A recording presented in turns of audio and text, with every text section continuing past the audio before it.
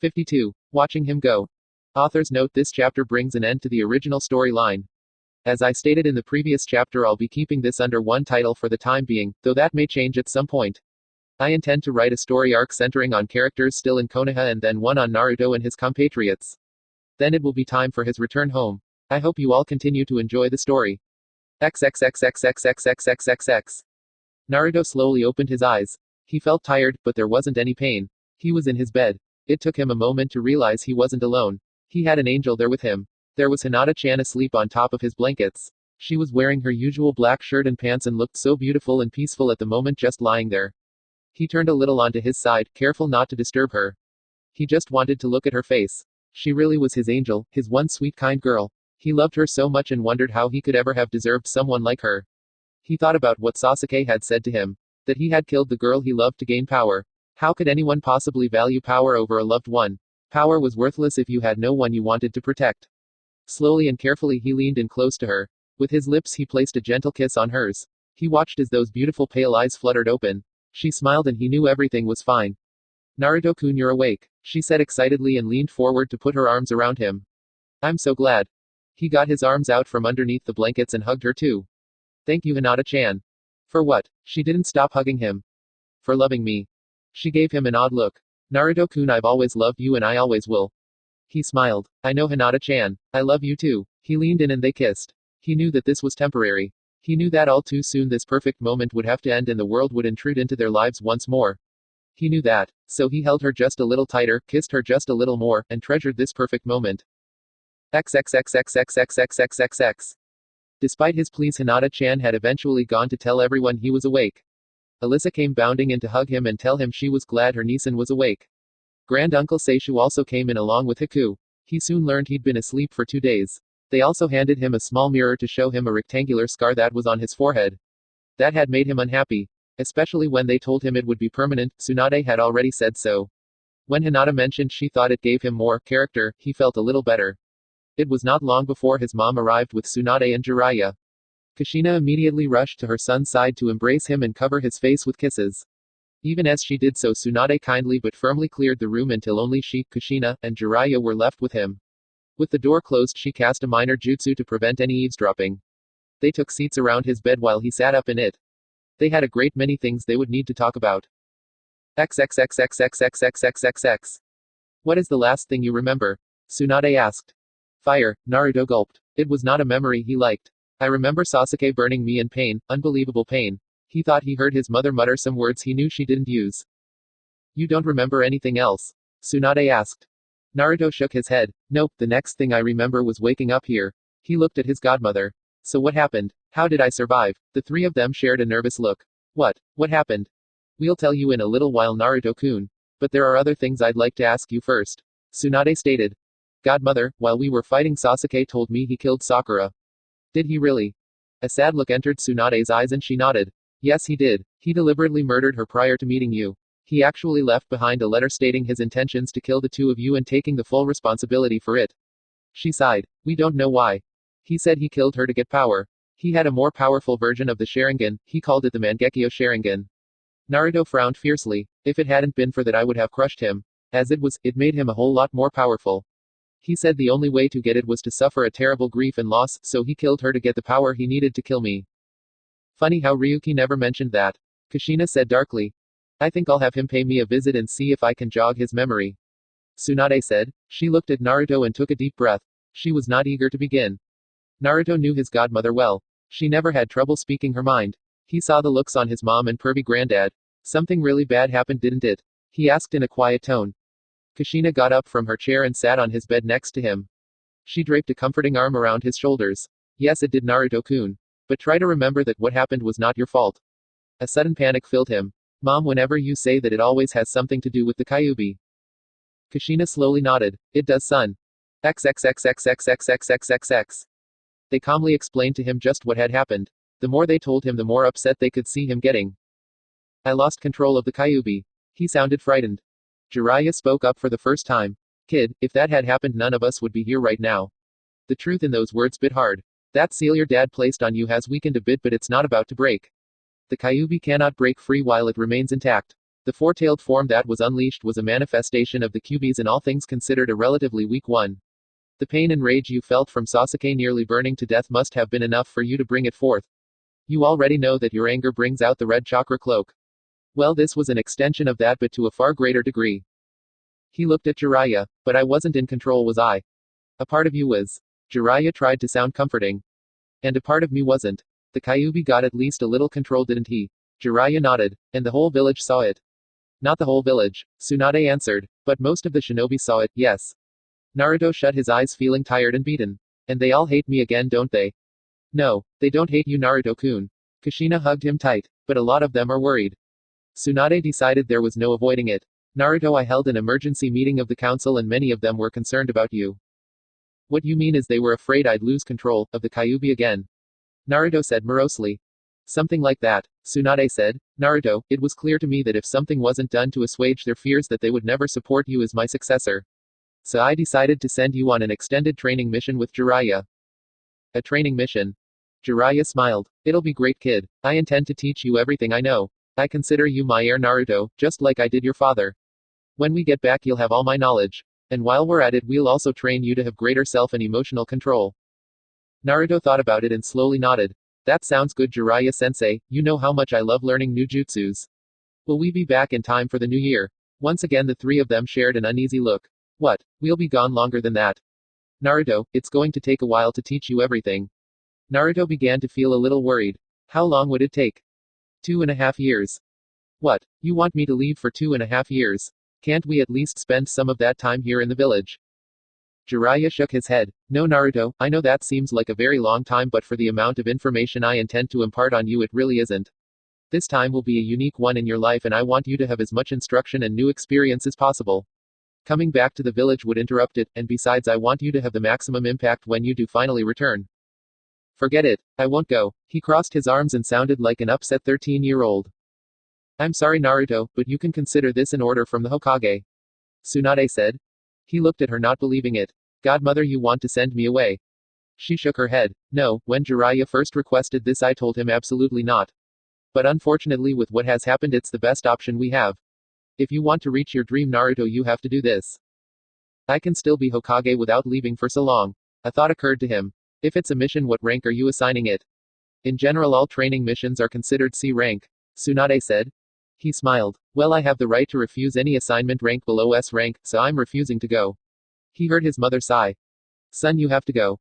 He craned his neck to look at his mother's saddened face. Mom. Oh, Naruto-kun. She squeezed him tight and began to cry. Oh son, you know how much I love you. You know I'll miss you every second you're away from me. I don't want you to leave me, son, not for an hour, not for a minute. But you have to do this. I want you to have your dream no matter what, and this is the best way. He saw his mom's tears and felt an ache in his chest. All right, Mom, he said in a small voice. If you really think this is best, I'll go. I do, Naruto-kun, I really do. He slowly nodded. He thought about everything he would be leaving behind. Mom, before I go there is one thing I have to do first. XXXXXXXXXX. He is so handsome. She really did think his scar only gave him more character. And she thought the dark blue kimono he wore looked very good on him. She could not remember the last time she had seen him wear a kimono. He and his mother were both wearing them, which was odd. Normally they were reserved for formal occasions. Kushina had simply called her father and asked to come over and meet with them. She was even more surprised to see a slight grin on her father's face. It's not really a surprise, she said under his breath. What father? Hinata asked. He looked down and actually smiled at her. When was the last time he'd done that? You'll see, Hinata. Naruto's eyes never left her and he had one of his huge and happy smiles. She was standing beside her father. He came over to her and took both of her hands into his. Even after all this time she still felt her heart speed up a little at his touch. How are you, Naruto-kun? Scared, nervous, happy, and excited all at once. He chuckled a bit. Is something special going on? He nodded. Yeah, you could say that, Hinata-chan. To begin with, I'm going to be leaving the village for 2.5 years. She suddenly felt her heart sink into the floor. He's leaving me. For that long. Naruto-kun, you're going away for 2.5 years. She could hear her voice cracking. She was the heir of the Hyuga clan and she was expected to deal with all things with an air of calm and serenity. But even with her father standing there she found that some things were too much. He was her strength and her courage, he always had been. Since their first kiss he had become even more than that, he'd become her heart. Though she knew her father would be upset she couldn't help it as she felt hot tears slide down her cheek. Oh Naruto-kun, I can't be without you for that long. She wrapped her arms about him and pressed her face into his chest. Even if her father disapproved, she needed this. Needed to feel him in her arms and to feel his arms protectively around her. To her surprise, her father never said a word as Naruto and whispered comfortingly to her. After a few minutes, she finally felt strong enough to let go of him and stand apart. His hands found hers again. It'll be all right, Hinata-chan, he said in a gentle and tender voice. How am I supposed to bear not seeing you for so long?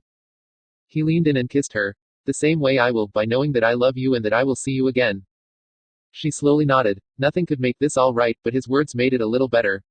Maybe she would be able to find a way to bear it. I love you so much, Naruto-kun. I'll try and be strong while I wait for you. A mischievous little grin touched his lips. So you'll wait for me? Of course I will. How could you even doubt that for a second? A guilty look crossed his face as he saw how upset his teasing had made her. I never doubted, Hinata-chan. I was joking, I'm sorry. Baka, this isn't a time for jokes. She suddenly seemed to remember that her father was standing there. She looked up at him apologetically. I am sorry for being so emotional, father. Strangely, he did not seem to be upset. That is all right, daughter. I think you will be more emotional in a moment. I don't understand. Hinata was feeling as though everyone knew something that she did not. Naruto abruptly seemed nervous. He was looking at his mother, who was standing there just smiling. Mom, are you supposed to ask this or should I? Well, son, you're doing such a fine job so far, why don't you ask? Nodding, he turned to Hiyoshi and gave him a very deep and respectful bow. Hiyoshi-san, I love Hinata-chan with all of my heart. She is more precious to me than my own life. I would always do everything possible to make sure that she was happy and secure. I would treasure her and place her before all else in my life. He took a deep breath. Hiyoshi-san, I formally ask for your daughter's hand in marriage. Hinata gasped and did something she had promised herself she would never do again. She fainted.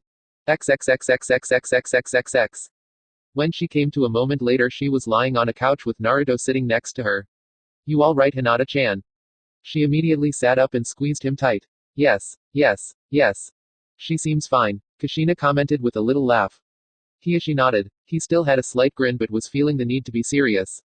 Hinata. She looked up at her father and prayed that he had only good things to say. Yes, father. As you have heard, I have received a formal request for marriage from the heir of the Namikaze clan. This has long been the match that your mother and I hoped for. As such, I have given my blessing. Hinata's heart soared. However, he said seriously, and she felt a twinge of fear.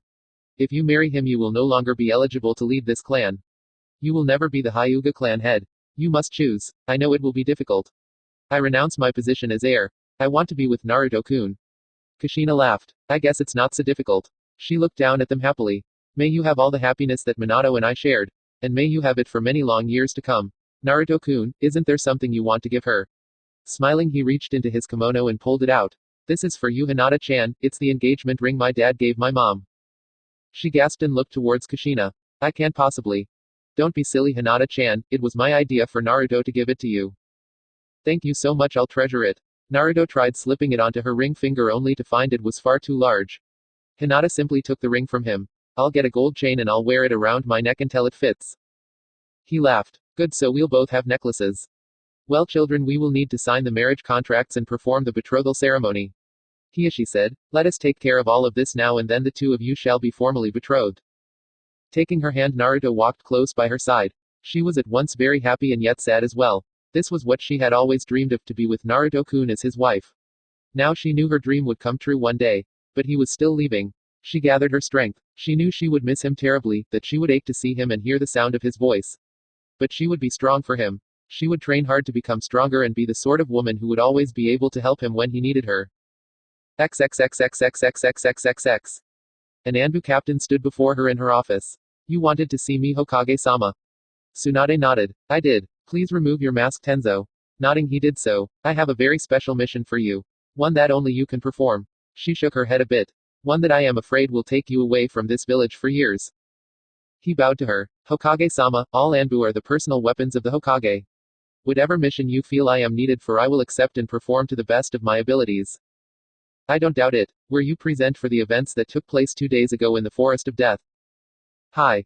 If things had ended differently, I would have ordered you to use your Mokuden ability to suppress the Kyuubi's chakra. As you are the only one in the village to be blessed with my grandfather's ability, you are the only one who could deal with an unexpected emergency. Namikaze Naruto will be traveling with Jiraiya and one other for 2.5 years. You are to accompany them. Your mission is to protect Naruto and if necessary to suppress the Kyuubi's chakra. He nodded. I understand. Since you'll be away from the village for such an extended period of time, you won't be acting as Anbu. You'll be assigned as a regular Jonin. I'm issuing you the cover name of Yamato for the mission. Yamato. He mulled it over. I like it. Any questions? No, Hokage-sama. She nodded. You're dismissed, you'll be leaving tomorrow morning at 8. XXXXXXXXXX. The party was a last-minute thing. Tsunade had decided to keep Naruto's departure quiet. He would leave and sometime later it would become known. That was felt to be safest. As such, only a few people were invited, those who Naruto cared for and wanted to say goodbye to. XXXXXXXXXX. I can't believe you're going to be away for that long. Kiba said and Akamaru barked in complaint as well. Naruto sighed. It's not like I really want to go, but everyone thinks it's for the best.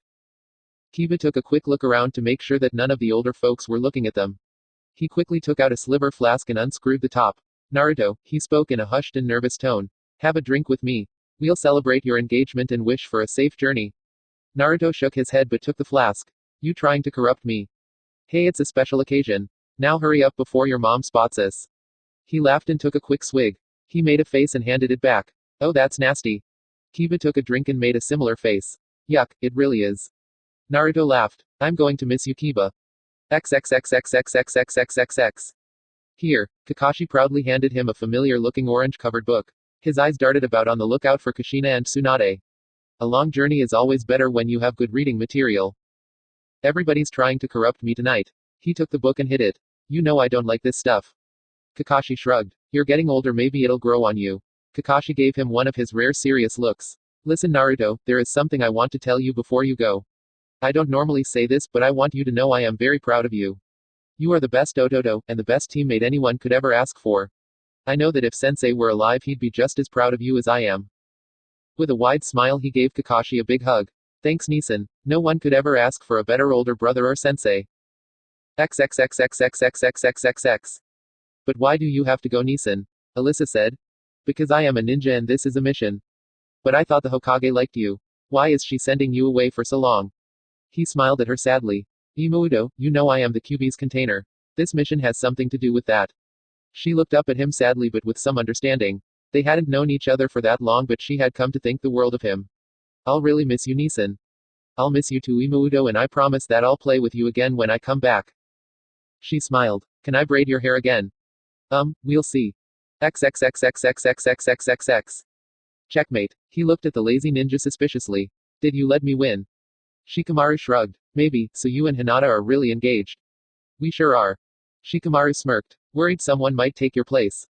Nope, I just realized that there was no one else I would ever love as much as her and no one else I wanted to spend my life with. I just wanted it to be official before I left. I wanted her to know that I was ready to make a lifelong commitment to her. Shikamaru shook his head. You know, Naruto, you've let her have too much control over you. Man, it's troublesome when you let a woman have that much power. Tamari came over and took a hold of his arm. Come on, lazy, I like this song, dance with me. But. Now, she hauled him to his feet and dragged him to the dance floor. Naruto watched with a smile on his face. Lucky guy. XXXXXXXXXX. Lee sat by himself. He'd come to support his friend and say goodbye. He did not feel much like celebrating. Sakura's funeral had been that morning. I am very sorry, Lee, I know what she meant to you. Lee turned to him and bowed. Naruto-san, you avenged her death, and for that I thank you. For that and much else I will always be in your debt. But, if you do not mind, I think I will go home now. Sure, he had trouble with what to say. Lee, I truly believe that time will help. Time really does heal all wounds. Though there are sometimes scars. Lee didn't really believe that but bowed again anyway as he left. Arigato, Naruto-san, I wish you a safe journey and return. XXXXXXXXXX. Near the hallway entrance, Kushina and Seishu watched as the newly engaged couple danced. How can I be so happy and upset at the same time? Kushina asked. Seishu put a comforting hand on her shoulder. I believe it's called being a parent. She nodded. Thank you again, uncle, for agreeing to accompany him. It is both my pleasure and my honor. I will protect him with my life. Kushina let out a sigh. He's my little boy, it's hard to think he will be 15 when I see him again, and he'll be married not long after that. Seishu nodded. Given what our lives are, ninja should marry as soon as possible. Hinata's birthday is December 27th, they will likely marry the following spring. She shook her head. Well, at least there will be plenty of time to plan the wedding. They watched in silence for a while as Hinata and Naruto danced together, oblivious to everything except one another. He heard his niece mutter something beneath her breath. I'm sorry. She looked at him with a cheerless set. I said it's not fair. Naruto has suffered hatred for something that was never his fault. He alone has borne a terrible burden for the sake of this village, for which many have tried to murder him. Despite that, his love for Konoha and its people has never wavered. He has fought for them, killed for them, risked everything for them, and how do they thank him? They force him to leave. It's not fair. He looked at her sternly. No, Kushina, it's not, but the world is rarely fair, especially not to we who are ninja. You know this. Take the joy you can and try to leave the sorrow behind. Enjoy the sunlight while you can, for night comes. She nodded. That was good advice. For ninjas especially, the night could come with surprising swiftness. XXXXXXXXXX. Pardon me, but might I have a dance with the handsome young man? Naruto and Hinata were surprised to see Kushina standing there smiling at them. Hinata laughed. I don't mind, unlike Ino, I'm sure you'll give him back to me. Kushina stepped forward and began to dance with her son. I am very happy for you, my son. He gave her a huge smile. That smile that he'd always had even as a little child. And in that smile she felt the sunlight's warmth. Thanks, Mom. They danced for a single song and she hoped that the light would last until she could see him again. XXXXXXXXXX. It was late and all the visitors had gone home except for one. Hinata would be staying in a guest room at Namikaze. She wanted to have every minute with Naruto that she could. Though it was dark out and a bit cold, they were in their favorite spot, on a little bench in the rose garden. The roses have all died. Hinata said a bit sadly. Naruto shook his head. They haven't died, Hinata-chan, more like they've gone away. He gently touched her cheek. But they'll be back. Looking at him, she nodded. I know, but I miss them. They came together and kissed, and the night did not seem so cold or dark. XXXXXXXXXX. It was 8 a.m. Jiraiya, Naruto, Yamato, and Seishu were packed and ready to leave. Only Tsunade, Kushina, and Hinata were there to see them go. Everyone else had said their final goodbye. You had better keep your promise, you old pervert. Tsunade said sharply. Oh, and what promise was that? I've been known to make a lot of promises to a lot of women. Jiraiya smiled. She crossed her arms beneath her ample bosom and glared at him dangerously. You said if I agreed to let him be apprenticed to you, you'd stop that vile research of yours while you were with him. I did say that. He agreed amicably. And then you said no until the council basically forced you to it, so, ow. Ow, ow, let go of my ear, you crazy harpy. You listen to me, you dried up prune of a man. If my godson comes back here and starts peeping into bathhouses, I will find you, snap every bone in your body, heal you, and snap them again. Do you understand me, you annoying pervert? She finally let go of his ear. Yeah, got it. He rubbed his ear. Millions of beautiful women in this world and I have to fall in love with her. I must be insane. Goodbye, Naruto-kun, write to me whenever you can. Kushina gave her son a last hug. I will, Mom, I promise. I'll write you too, Hinata-chan. You had better. She hugged him fiercely and gave him a last kiss. I'll be here waiting for you when you come back, Naruto-kun. Good, because you know I am coming back. It's time, kid, Jiraiya said. With a last wave, Naruto turned and began the long journey out of the village. For most of his life he had hungered to travel outside Konoha's walls. Perhaps it was proof that Kami had a sense of humor. His wish was granted and he was to be given all the exotic landscapes he could ever hope for, at a time when he wanted more than anything to stay. Though it was hard, the three women who watched him go managed to resist their urge to cry. They all wanted his last view of home to be of the smiles of three women who loved him. Watching him go, they held back their tears, and hoped he would return again. 53. The Hokage's selection. Am I in trouble? Gabriella looked about nervously. Her father had called her to his study, and when she'd entered, she'd found herself surrounded by 5 other Uchihas. Not just any Uchihas, she recognized them as the clan elders. They held a great deal of sway within the clan. She was more than a little relieved to see her father was smiling. Far from it, my daughter. The elders have come here to confirm my decision. He looked at her with an unmistakable pride. With Sasuke's tragic loss, it has been decided that you, my daughter, are the clan heir. Upon my stepping down, you will be the clan head of the Uchiha. XXXXXXXXXXX. That had been last night. This morning she was heading out. She shook her head and a part of her wondered if it had really happened. She was clan heir. She held the same title that her 2 genius cousins had once held. Her, the failure, the one who got booted by 2 teams, and been given up on by her whole clan. Now suddenly she was the golden child and the hope for the future. If I'm the hope for the future, we are so screwed. She muttered to herself. Her dream had been to earn her father's and her clan's respect, which she had done.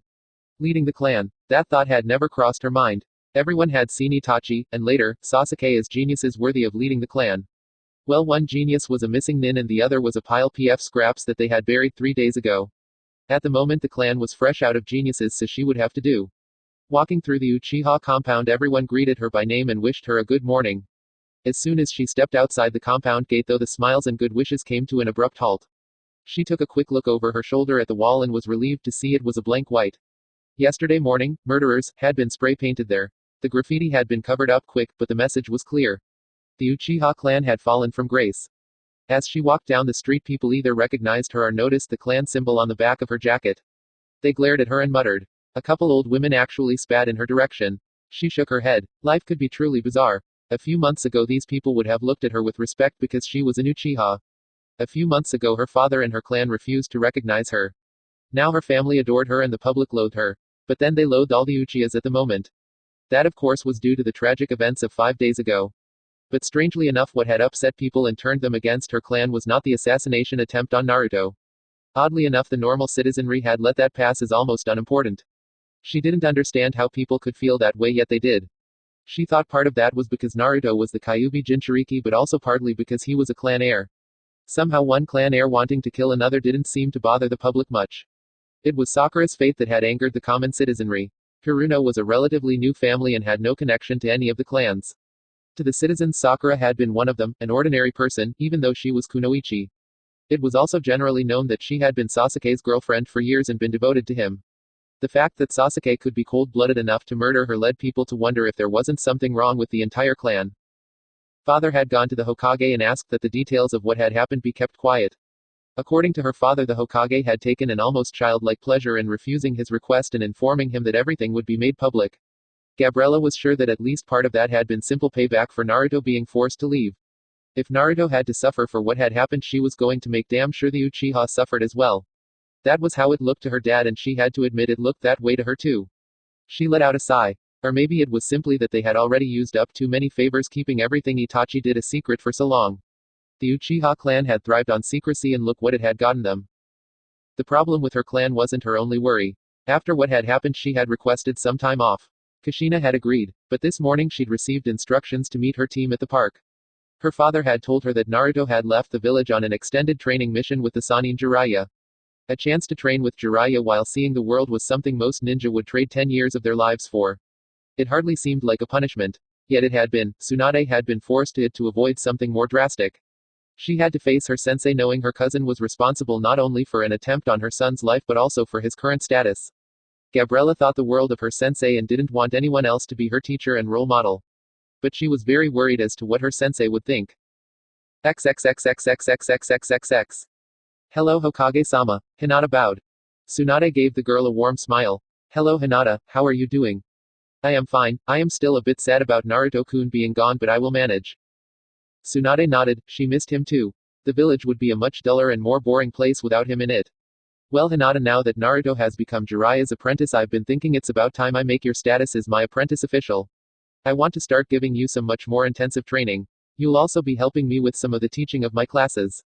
Hopefully by the time Naruto returns, you'll be the top medic nin in the village. Hinata smiled at that. That was exactly what she wanted. She wanted to be strong enough to be able to help and protect Naruto when he needed her. There was just one problem with that though. Hokage-sama, I would like to become a powerful medic nin like you. However, when will I have time to go on missions with Kiba? Tsunade smiled. Oh, you don't need to worry about Kiba. XXXXXXXXXX. You want me to be your apprentice? Kiba asked in surprise. Kakashi smiled beneath the mask. That's right. Naruto is out of the village and Hinata will be spending much more time studying with the Hokage. Team 7 will be inactive for the time being. Kakashi shrugged. With you and Hinata being Chunin and with Naruto being Jonin, you would have gone on fewer and fewer missions as a team anyway. Now since you and I will be working together as a two-man squad, we'll be going out on Summa and B ranks between intensive training sessions. I'll try to make sure the missions we get will be especially challenging. Kiba's grin was from ear to ear. Sounds good. Kakashi nodded. I'll warn you though, I am going to give you a lot of training between missions. Unfortunately, I can't teach you my one and only original jutsu, it's simply too dangerous for anyone without a Sharingan. But I know over 1,000 jutsus and I can think of plenty that you can learn and will be a big help to you. Also, since you'll be my apprentice, I'll let you sign my dog summoning contract. Cool. I've always wanted to do that. On top of his head, Akamaru began to whine. Oh, don't be that way, Akamaru.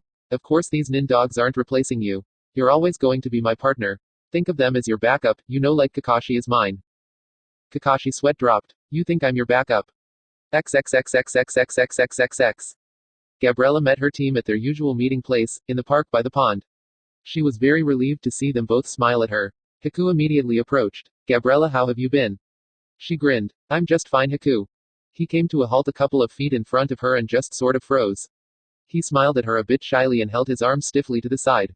I am very happy to see you. Her cheeks darkened a bit. Standing there in front of her, Haku looked a bit awkward, something he never was in combat or in training. He still isn't used to physical affection. Stepping forward, she put her arms around him and rested her head on his chest.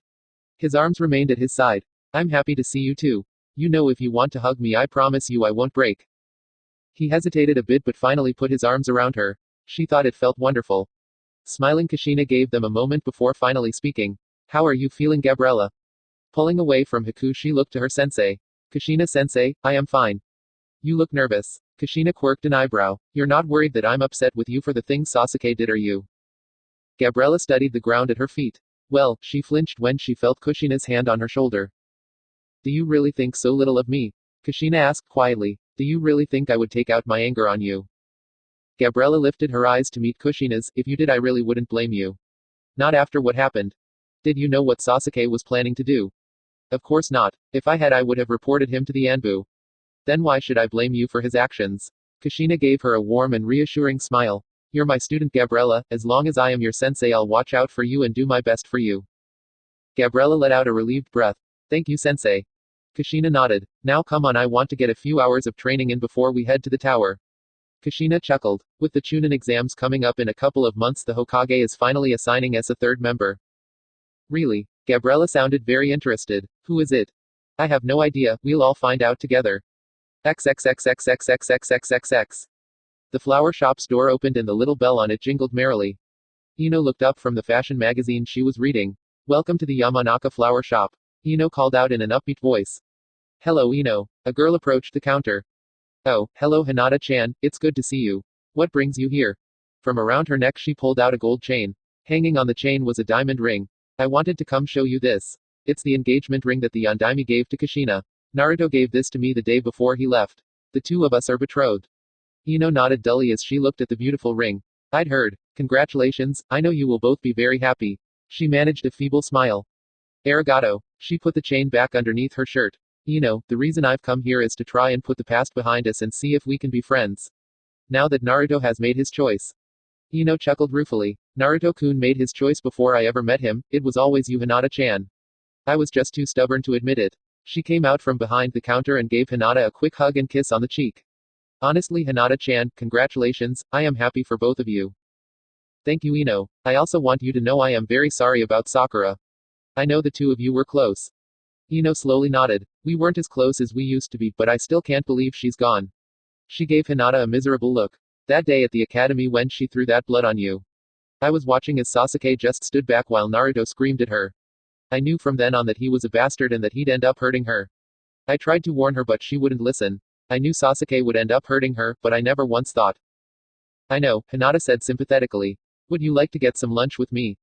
Ino nodded gratefully. She really hadn't had a best friend since she and Sakura had drifted apart. She hoped that the two of them might become close. I'd like that, let me just see if mom can cover the shop. XXXXXXXXXX. They stood before the Hokage in her office. They were all curious to find out who the final member of the team would be. Kushina had a strong suspicion. She had gone over the personnel files of all the top genin who were available. Shino seemed the best fit. He had an excellent record with many recommendations from his sensei Kurenai. He was battle-tested and experienced. He had familiarity working with a Sharingan user. And following the tragedy, he was the sole remaining member of his squad. He seemed like a perfect fit. Suan smiled at all of them before focusing on her old friend. Well, Kushina, I have to say you've done an amazing job with your team. She smiled with a justifiable pride. Thank you, Hokage-sama, I am very proud of both of them. Tsunade nodded. Well, you certainly have a right to be. Given that they both came to you with such unusual circumstances, it's amazing how you've turned them into an effective team. That's a very rare gift that few senseis have. She looked at a file on her desk. Now, as you all know, the next Chunin selection examination is coming up and you'll need a third member to compete. I have given a lot of thought of just who might fit and I think I have the perfect candidate. She pressed her intercom button. Shizune, please send her in. Kushina was surprised by that for two reasons. To begin with, since there were always fewer female ninjas than there were male, it was almost unheard of for a squad to have a majority of females on it. Also, she had reviewed the files of all the leading genin candidates. There had been no kunoichi among them. The door to the office opened and in she came, the Hokage's selection. The girl looked to be about Gabriella's age. She wore a plain tan shirt and khaki pants with a cap on her head. Long and uncombed red hair spilled out from underneath the cap, with some of it covering the front of her face. Her eyes scanned the office and quickly locked onto Kushina. So I guess you're gonna be my and kin sensei, huh? Kushina heard gasps from both her students and an annoyed grunt from Suwand. What did you just say to me? She was too shocked to even be angry. The redhead sent her an annoyed look. I said, are you my and kin new sensei? What are you and king def? Kushina just stared at the foul-mouthed kunoichi for a moment before turning to glare at the Hokage. Do you hate me? 54. An old Uzumaki clan tradition. Tsunade sighed. Of course I don't hate you. Prove it, give me Shino instead of this foul-mouthed little girl. Kushina said. Hey and ku. I'm standing right and king here. Kushina sent the girl a dangerous look. Stop using that foul language in my presence. Tayuya smirked and planted her hands on her hips. Oh yeah, why the and k should I? Because if you don't, I'll wash your mouth out with soap. Tayuya laughed at the threat and Kushina stiffened as she sent the disrespectful girl a glare. Tsunade could see where this was headed. Tayuya, why don't you and your new teammates wait out in the reception area? Yeah, whatever. She turned around and went out the door. Gabriella and Haku both glanced at their sensei. At her nod, they also left. As soon as they were gone, Kushina returned to glaring at Tsunade.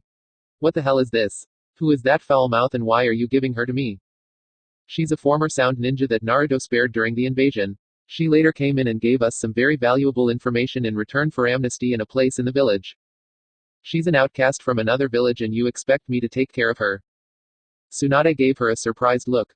That could have described Haku as well. Kushina shook her head. Haku was different. He was always respectful and good-natured. It's obvious this girl is nothing but trouble and a discipline problem. Tsunade smiled. Now you're describing Gabriella. Kushina's eyes flattened. Oh, I get it. I was able to get through to one problem child and now you expect me to get through to this one. Kushina, you must admit you do seem to have a gift for dealing with unusual situations. Tayuya is a difficult case, but just like Gabriella and Haku, she has great potential. Tsunade took a manila folder from her desk and handed it over to Kushina. Here, take a look at her file. With a lack of eagerness, Kushina took the file and opened it.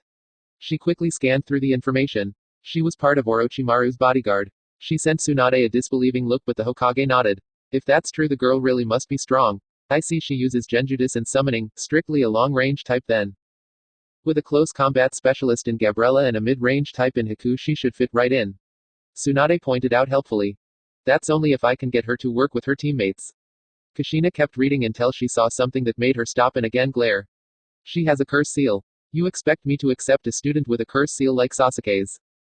It has been suppressed. I had Jiraiya apply a blocking seal. I guarantee she won't be able to use it, and she has been warned that if she ever does, she'll be banished from Konoha.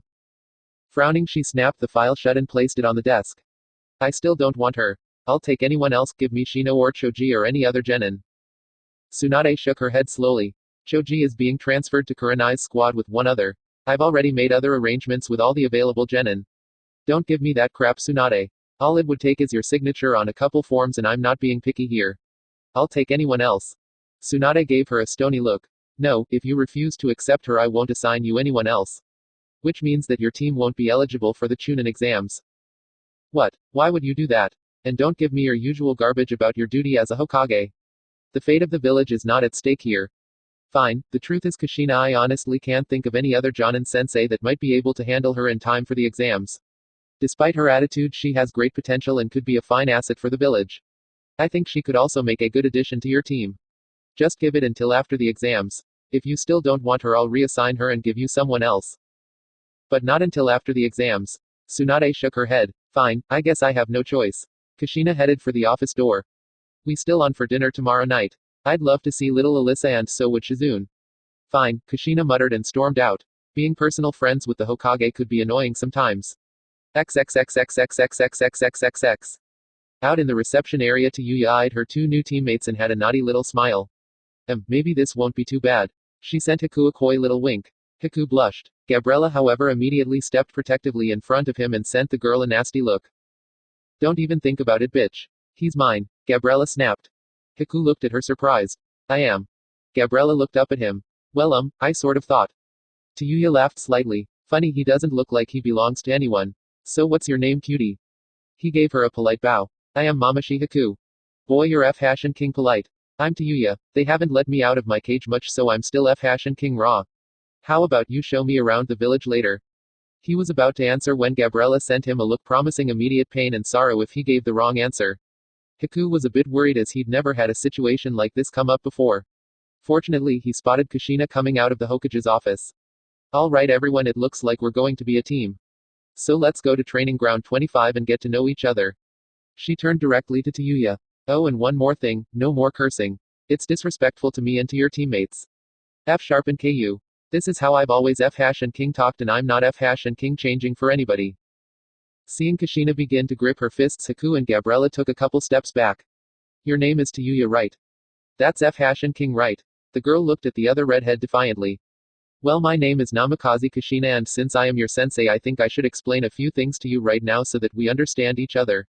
As your sensei, it is my responsibility to give you my protection and to teach you all that I can. In return, as my student, it is your responsibility to follow my instructions and provide me your best effort at all times. Now, when I tell you to stop cursing, that's a command, not a request. I expect you to obey me. As of right now, I do not want to ever hear any more of that foul language coming out of your mouth. The girl planted her fists on her hips and stared back defiantly. F sharp and KU. I don't give a S hash and T if you're my F hash and kin sensei. I'm not changing how I F hash and king talk.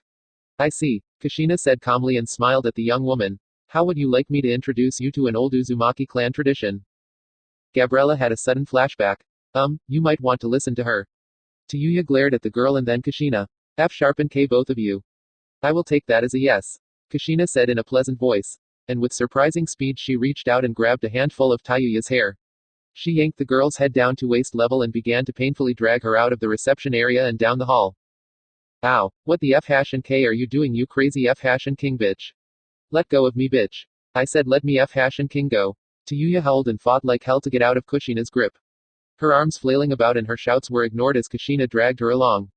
Shizune, the secretaries, the Chunin guards, the others waiting to meet the Hokage, all joined Gabriella and Haku as they watched Kushina drag a still fighting and cursing girl into the women's room.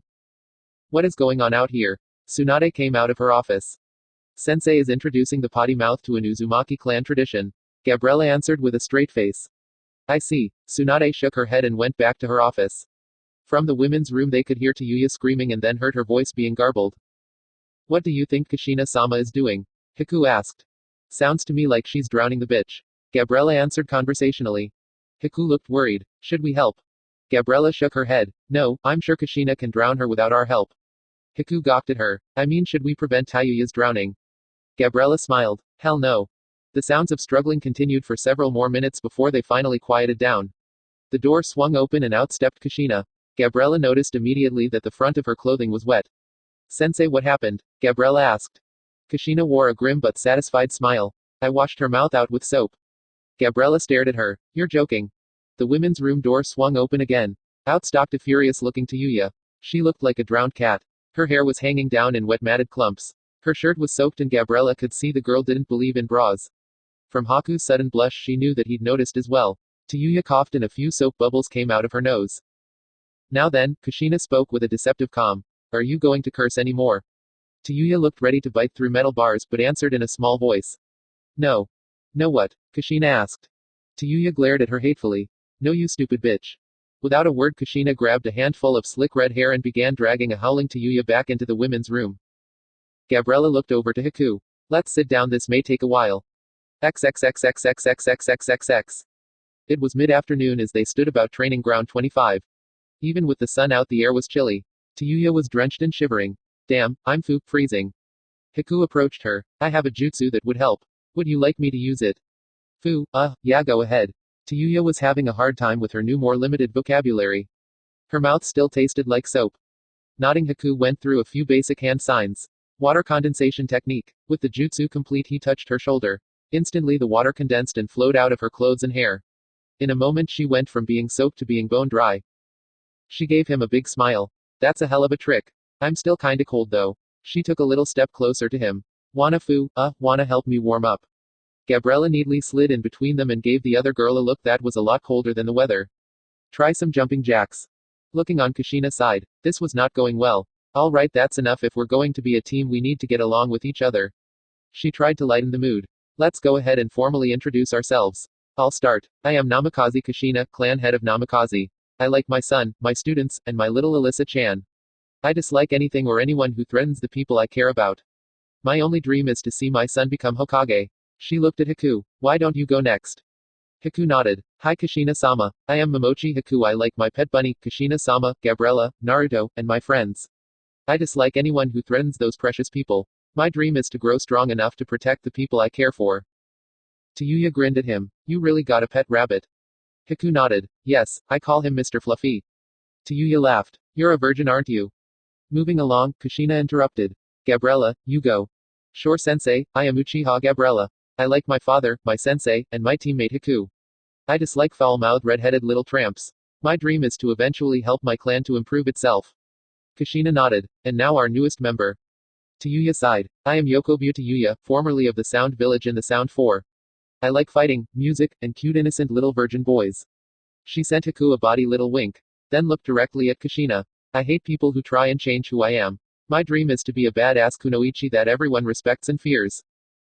Kushina slowly nodded. Well, that was informative. Now Tayuya, I'd like to get a feel for your skill level in taijutsu. I want you to spar with me. Come at me as hard as you can. Tayuya, however, shook her head. I'm not much for the up-close stuff. I don't even carry a fu, damn it. Like I said, I don't carry any kunai or shuriken. She held out her flute. This is the only weapon I need. Kushina frowned. Well, it looks like I'll need to give you some extra training in taijutsu and basic weapons then. From now on, Tayuya, I expect you to carry one full set of kunai and shuriken at all times. What's the point? Tayuya asked. What was that? Kushina said with a hard look. Tayuya gulped and could taste soap. I mean, what's the point, sensei? The point is you can't simply rely on your primary skills to keep you safe. You should always have a last line of defense ready. Kushina stated. Tayuya grinned. No enemy that has ever heard me play my flute has lived. Really? Well, I truly look forward to seeing your skills tomorrow. Tomorrow I'm going to test your full ability. Something glistened in Tayuya's eyes. You sure you want to do that, sensei? I'm not too good at holding back. If you test me using my flute, an accident might happen. Kushina smiled at the veiled threat. I'll take my chances. We'll all meet at the pond in the park tomorrow at noon. Everyone have a good breakfast, we're going to have a serious workout. XXXXXXXXXXX. As they were about to part ways, Haku went over to Gabriella. Gabriella, what did you mean back in the tower when you said I was yours? Gabriella felt her cheeks darken. I just meant you were my teammate and I didn't want her messing with you. He looked at her for a moment. Was that all? She nodded. Yes. I see. He stood there for a bit. Does that mean you wouldn't like to go on a date with me? She looked at him in surprise. Are you asking me out on a date? He seemed a bit nervous. Yes, I am. So will you? She smiled as she felt butterflies in her stomach. Yes, when did you want to go out? He looked at the ground. I was wondering if we could get dinner. You mean right now? Well, yes, is that all right? In answer, she slipped her arm around his. She was smiling at him. You've convinced me, you smooth talker. Just give me more warning next time and I'll have a dress on instead of my ninja clothing. Haku smiled. Next time. She laughed and got them moving. XXXXXXXXXX. Tayuya stood there quietly and watched them go. She shook her head and got moving back to her apartment. He's not really my type anyway. She smiled to herself. After I kick that bitch's ass tomorrow, I swear I'll make her eat F-hash and king soap. 55. Eyes like mine. It was morning and Kushina was at the table sipping tea with her breakfast. With a loud poof, she heard someone teleport into her home. I'm in the kitchen, she called out. She heard some hopping sounds and soon an orange and black frog was in her kitchen. He had a leather pouch strapped onto his back.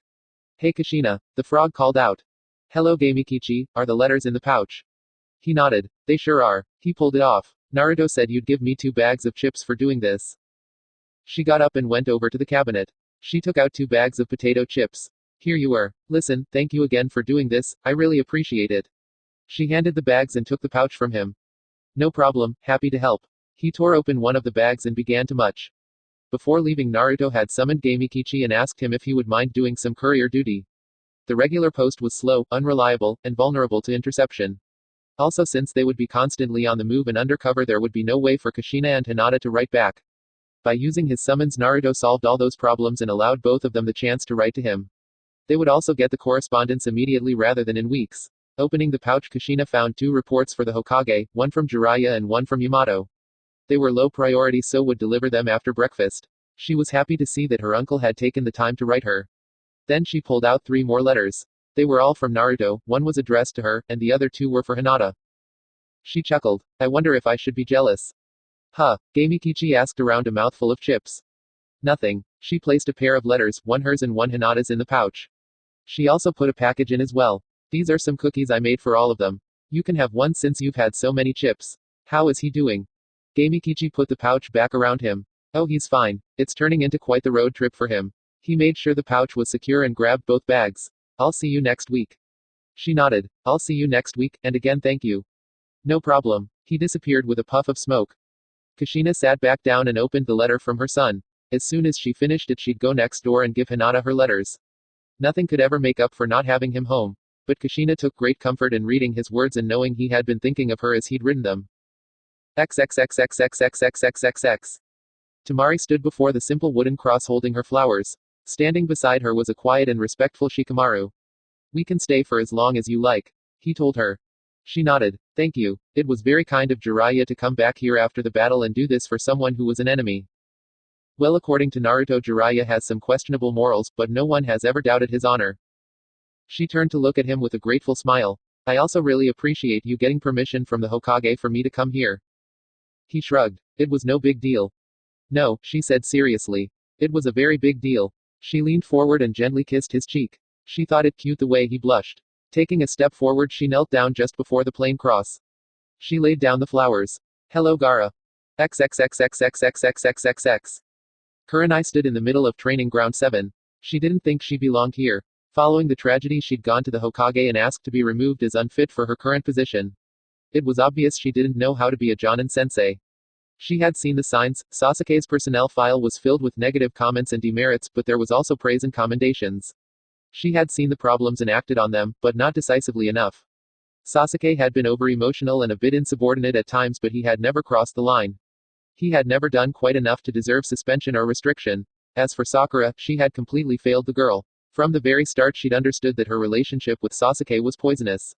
She'd tried to warn Sakura a couple of times. When the girl refused to listen, Kurenai decided to allow her to learn from her own mistakes. She hadn't wanted to end up with Sakura hating her.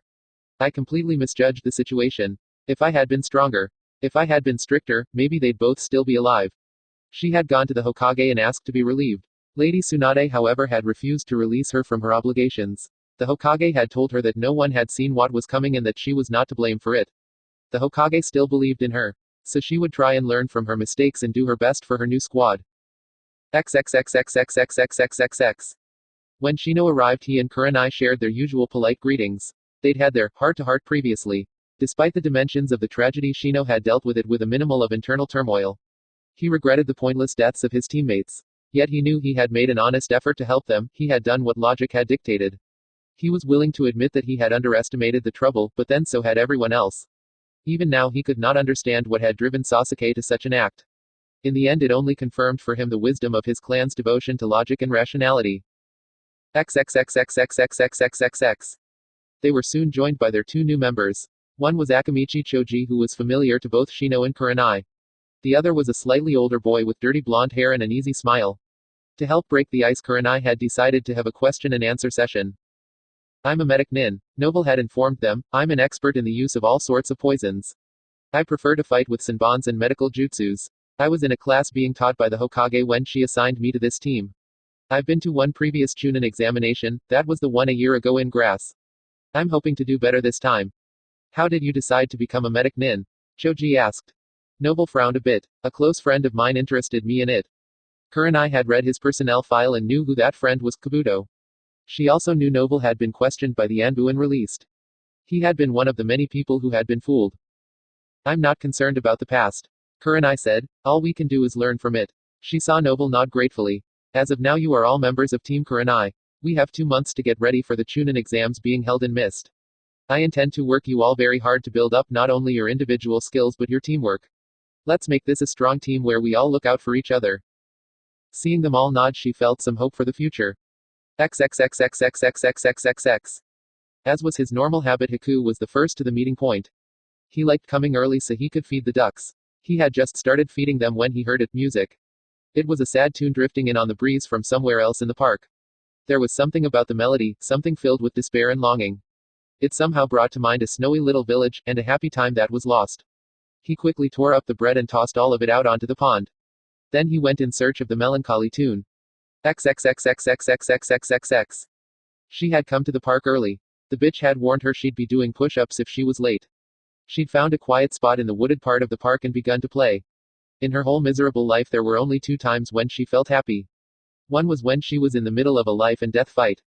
The other was when she was playing music. When she'd been younger she'd wanted to play for others. She wanted them to feel the same happiness and joy the music always gave to her. But the Ashashin never did. All people ever did was ignore her or else make fun of her. She'd learned to only play for herself. She came to the end of her song and took the flute from her lips. That was beautiful. She jumped. She turned about to see him standing just 10 feet behind her. S-T. What the F-K is wrong with me? How could I let him F-King sneak up on me like that? What the F-K do you want? Tayuya demanded. Hiku looked at her in surprise. I thought you had stopped cursing. Only when I am around that F-King bitch. He frowned at her. Please do not speak of Kushina-sama that way. Why, are you going to F-Kin tell her what I said and try to get me in trouble? No, his answer surprised her. However, I do not wish her to be spoken of with disrespect. I do not allow the people who are precious to me to be insulted. She glared at him. So you still haven't told me what you F-King want? I just wanted to listen to you play. She sneered. Is that supposed to be a F-Kin joke? Nobody likes to hear me play. I do. Hiku answered simply. I am sorry if I have disturbed you, I just wanted to tell you I liked your music. He began to walk away. It will be noon soon, you don't want to be late. She stood there for a bit and watched him go. Not sure what to think of him. XXXXXXXXXX. Training Ground 25. They arrived as a group there not long after meeting. Kushina turned to Tayuya and asked her to wait while she spoke with the others. Tayuya watched as Kushina spoke to the others quietly. She could not help but notice how close Gabriella was standing to Hiku. At least they weren't actually touching. Though she'd be willing to bet the Uchiha whore had been all over him last night. F-K. What is wrong with me? Why am I even thinking about this S-T? Her eyes drifted over to Hiku. I'm sure he's just F-King playing with me like all the others. She could remember the first time she'd met Sakin. He'd pretended to like her music too. She'd actually believed him for a whole month until she overheard him making fun of her to the other S-Thieves. She could still remember the humiliation she'd felt at being so gullible. When Kushina finished with her instructions, Gabriella and Hiku leapt away.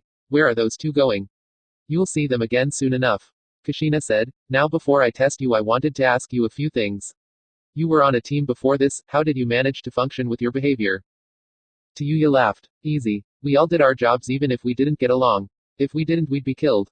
That's a damn good motivator. And no one ever complained about your behavior or about your language. I had a fat pig of a teammate named Jirobo who complained all the damn time. Lord Orochimaru didn't care so long as the job got done. As for my behavior, I did what I was supposed to do and so did they. We all did our jobs. We just worked together when we had to. Kushina frowned. That is a very poor attitude to have within a team. Tayuya shrugged. It worked for us. Until you ran into my son apparently. Kushina noted the shiver that passed through the girl. He never mentioned anything to me about fight Orochimaru's bodyguard. What happened exactly? He found us threatening a civilian. She decided to leave out the distasteful details. Naruto slaughtered my team but he let me go on condition I get out of the battle. She shook her head. Teamwork wouldn't have helped any. Maybe not, but when a team learns to work together as one unit you become far more powerful. She eyed her carefully. Why do you curse? Tayuya glared hatefully at her. It's just my way. But it bothered at least one of your teammates. So, who cares? I'm not changing for anybody. We all changed, Kushina said. We grow and we learn and we improve.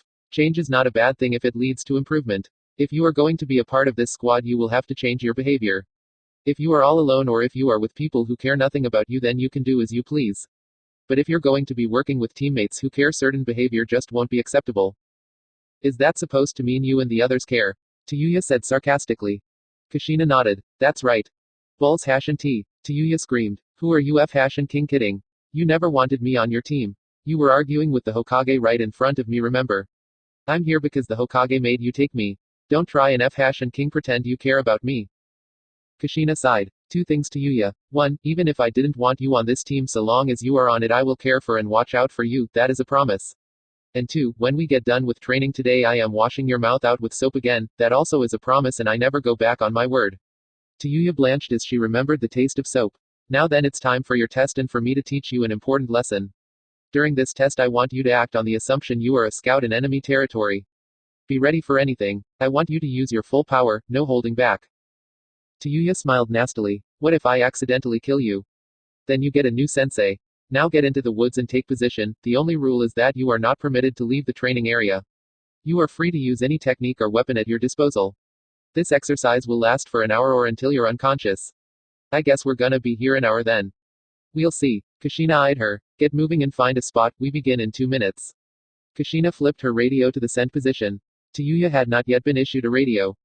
Tayuya got moving, more than eager to get a little payback for yesterday. XXXXXXXXXXX. She bit down on her thumb and worked some hand signs. Summoning technique. 3 huge malformed demons came into existence. Standing on a tree limb, she put the flute to her lips. You may as well show yourself, she called out. Kushina leapt out of the foliage and onto another tree limb about 30 yards away. So this is your summons. I have to say, I don't believe I've ever heard of a summons that used demons. Lord Orochimaru gave me this ability along with the curse seal. She frowned. I'm not as powerful as I was now that it's suppressed. If it weren't suppressed, you wouldn't be on my team. Well, now that would be AF hash and king shame. You sure you want me to go all out? Yes, otherwise the lesson won't strike home. It's your funeral, bitch. She began playing her flute and the doki all leapt at Kushina. There was a specific reason why Kushina often used Training Ground 25. It had a lake and a great water beneath the ground. As she leapt back, she worked some hand signs. Water geyser technique. From out of the ground 3 geysers of water shot up. 2 struck demons while the 3rd geyser missed. The remaining 1 lashed out at her with an arm extended by a pair of metal blades. Kushina blocked it with her katana but had to leap back due to its inhuman strength. Tayuya changed the tune and got the other 2 moving towards Kushina again. They lashed out with arms and feet, smashing the tree she had momentarily landed on. Kushina tossed off some shuriken, but they seemed to have no effect even though striking their target. Kushina was forced to leap back again and again as the doki came after her. Ha, I knew this F hash and king bitch wasn't that tough. She took the flute away for a moment. Do you want to quit while you're still alive? She could see her doki closing in all around her, cutting off all avenues for escape. Tayuya, you've already lost. Kushina called out. Tayuya was about to answer when she felt a chakra signature and the limb shaking from someone landing on it. Hey bitch. Tayuya turned just in time to see Gabriella punch her in the mouth. She was knocked off the tree limb and felt someone catch her before she became unconscious. XXXXXXXXXXX. This is rather disturbing, Hiku said. Really? Gabriella said in a friendly voice. I find it entertaining. They were standing by a small stream and watching as Kushina shoved Tayuya's mouth into the running water to wash out the soap bubbles that were accumulating. After a while, she finally let go of the girl's hair and she crawled away from the older redhead. Now then, are you going to curse any more? Kushina asked patiently. Not around you, I'm not. Kushina sent her a dangerous look. Sensei. Kushina sighed. That'll do for now. As your teacher, I'll be giving you a great many lessons over the next months, so please pay attention. Now hopefully what you learned today includes the fact that a single individual is always vulnerable to a well-organized unit. Tayuya glared. I thought you were fighting me alone. I never said that. I told you to act like a scout in enemy territory. As such, you were always liable to be attacked by more than one person. If it were just you, I'd have killed you. Tayuya said sullenly. No, you wouldn't have, Kushina said flatly. I could have escaped with a substitution at any time. I could have dealt with you myself easily, but I wanted to drive home the main lesson, that you are better off being part of a team. I also wanted you to see that your powers are no guarantee against having to fight someone close in. Another lesson you should take from this is that if you keep swearing in front of me, I will keep washing out your mouth. I promise you I won't run out of patience or soap. I really hate you, Tayuya said tiredly. Kushina sighed. That's fine for now, maybe that will change eventually. Don't count on it. She paused and spat out some soap. Tell me, is this really a clan tradition or did you make that up? Oh, it really is. In fact, I can still remember my mother using it one time on a very stupid and headstrong little girl who thought swearing in front of her family made her more mature. And did she stop swearing? Kushina smiled. You tell me. Tayuya stared at her, not believing it. You. That's right.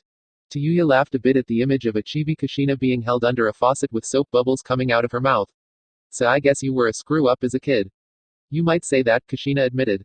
Though I only needed to be punished once for the lesson to be learned. You're at 3 and counting. Now get up, we have a lot more training to do today. Then after training you'll be having dinner at my home. I will.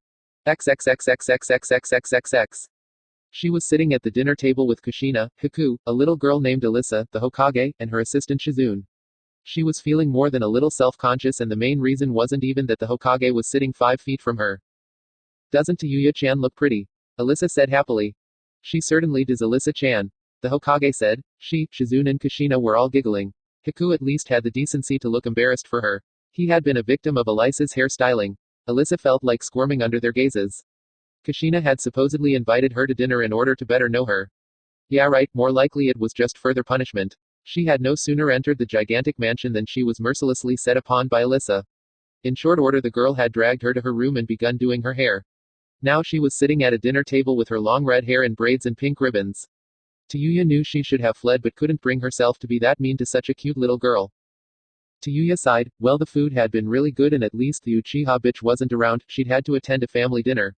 Well, at least the worst is F and king over, Tayuya thought. Alyssa looked over to the head of the table where Kushina was seated. Kasen, can I ask you something? Kushina smiled. What is it, honey? What does F and K mean? Conversation at the table came to an abrupt halt as all eyes focused first on Alyssa and then on Tayuya. Kushina stood up from the table and Tayuya knew she was doomed. In short order, Kushina had her hand wrapped around a number of braids and was dragging Tayuya towards the bathroom. Tsunade and Shizune both had their hands over Elisa's ears as Tayuya howled like a foul-mouthed banshee.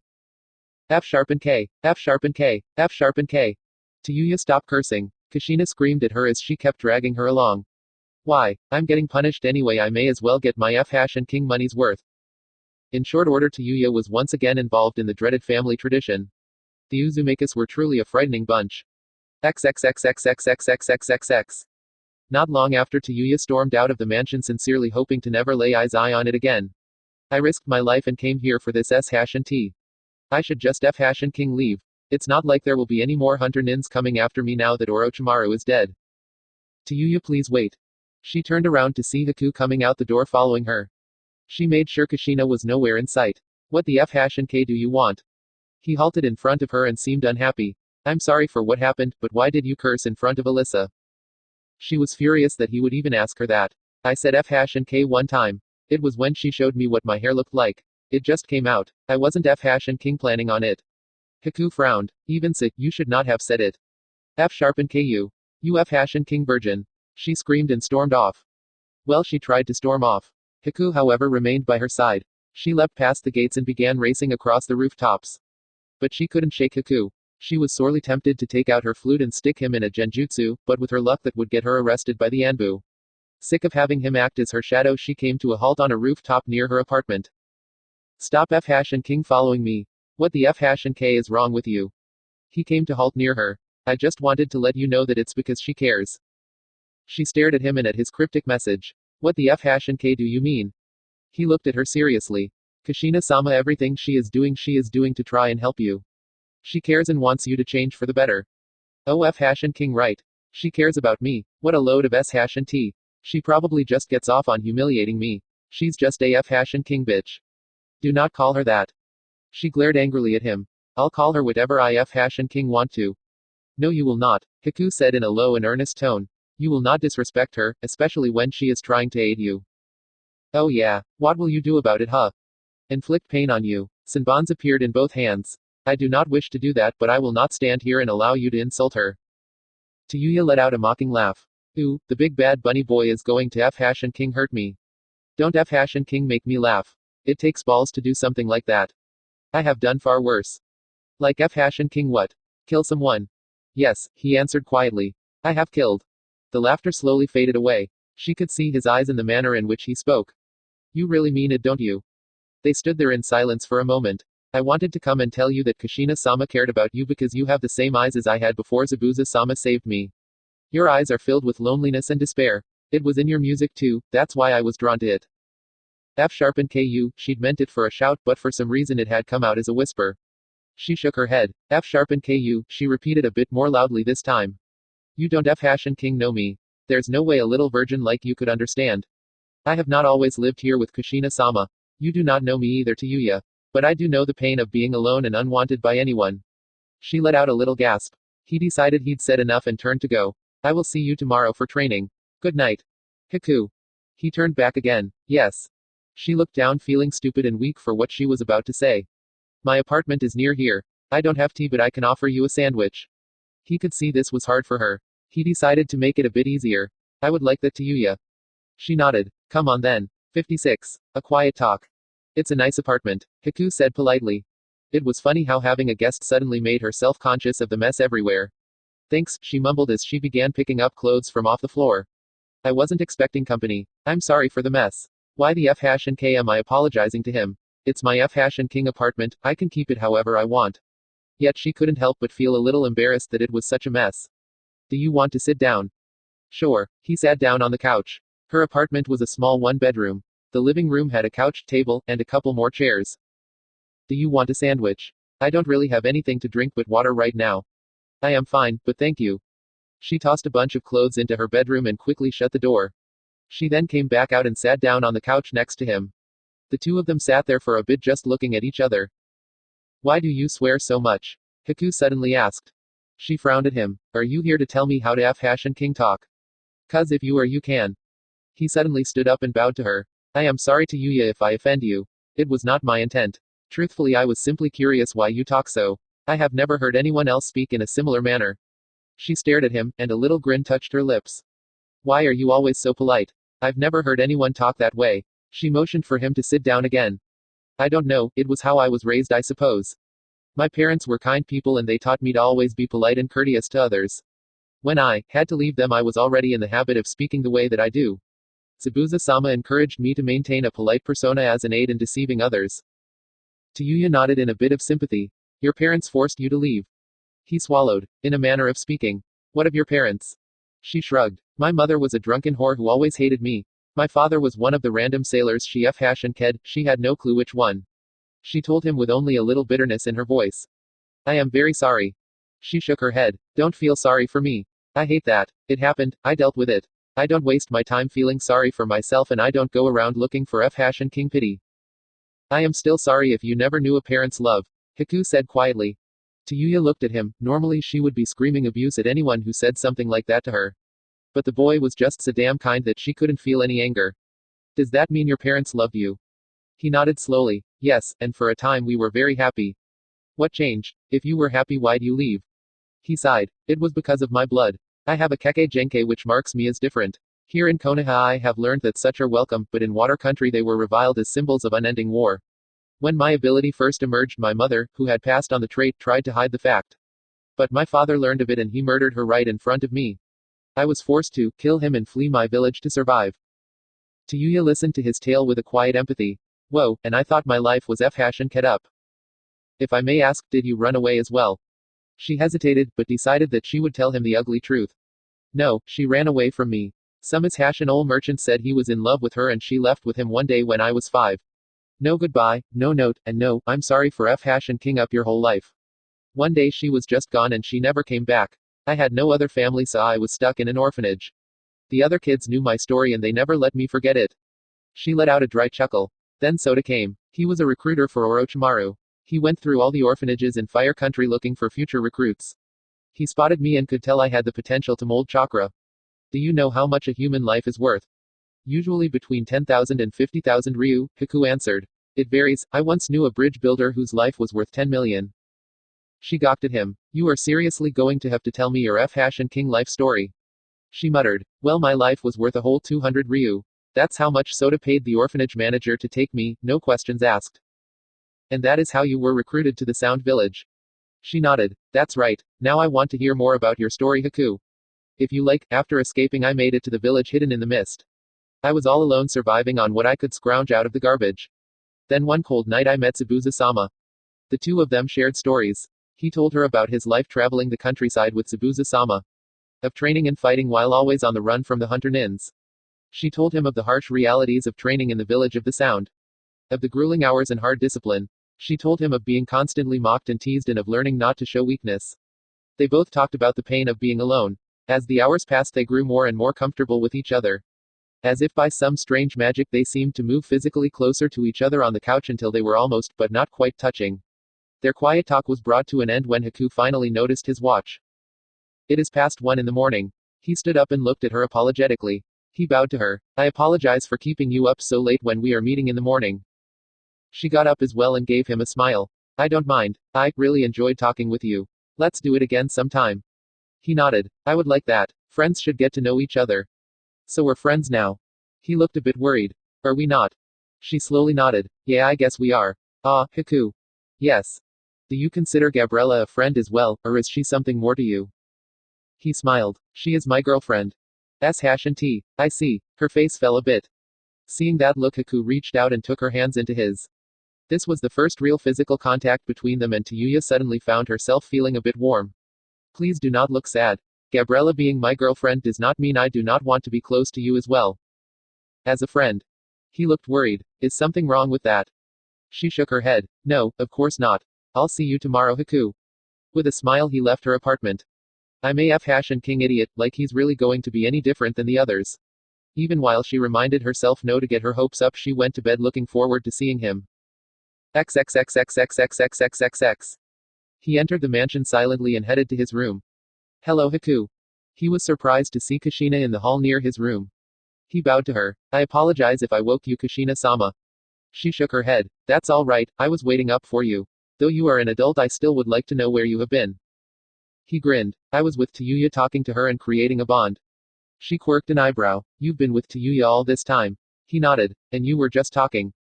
He had a confused expression. Of course, what else would we be doing? Oh, I am not answering that. Haku, what about Gabriella? Gabriella, what does she have to do with this? I am sure she would want me to spend time with Tayuya and become friends with her.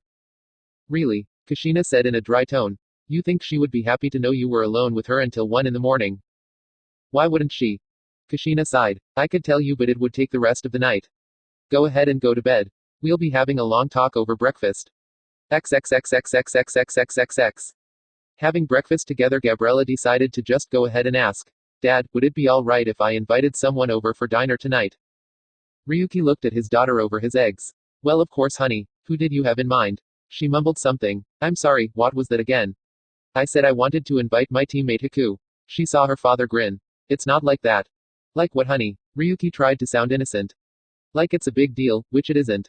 He and I have been teammates for a while now, and I just thought it would be nice to invite him over, that's all. Her father smiled at her knowingly. Isn't he the boy you had dinner with the other night? Looking a bit embarrassed, she nodded. Yeah, that's him, Dad. Her father rubbed his chin. You've told me about his keke genke. It might make a valuable addition to the family bloodline. She turned as red as a tomato. Dad, we've had one date, and he's not adding anything to our bloodline. Well, not yet, but he is a beautiful looking, sweet boy. I'm just saying he might make a good choice for you, someday. Bring him to dinner by all means. She frowned. Now I'm not so sure I want to. XXXXXXXXXX. The practice went well. Kushina had decided to give them some basic team building exercises, followed by sword training for Gabriella and taijutsu for Tayuya. Though Kushina didn't make it obvious, she kept an eye on the subtle interplay between the three of them.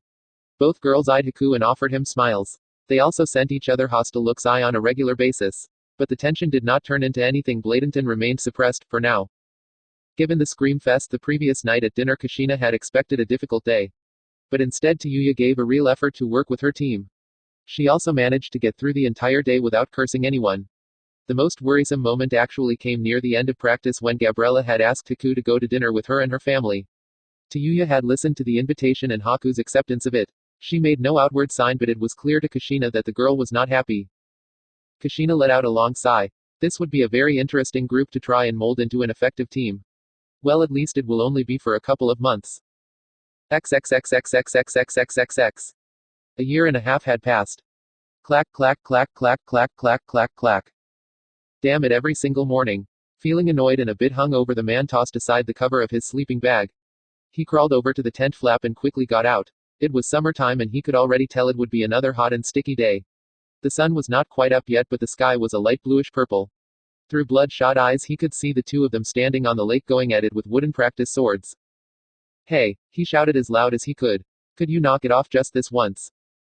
One of the ninjas on the lake looked his way. The other took advantage of the temporary opening to smack him on the side of the head and knock him down. Hey, Naruto shouted as he got back up. No fair, I was distracted by pervy granddad's whining. Seishu shook his head. His sword was up and in the ready position. There are no timeouts in real combat. If this were real, you would be dead. Naruto snorted. If this were real, I'd have made 100 clones.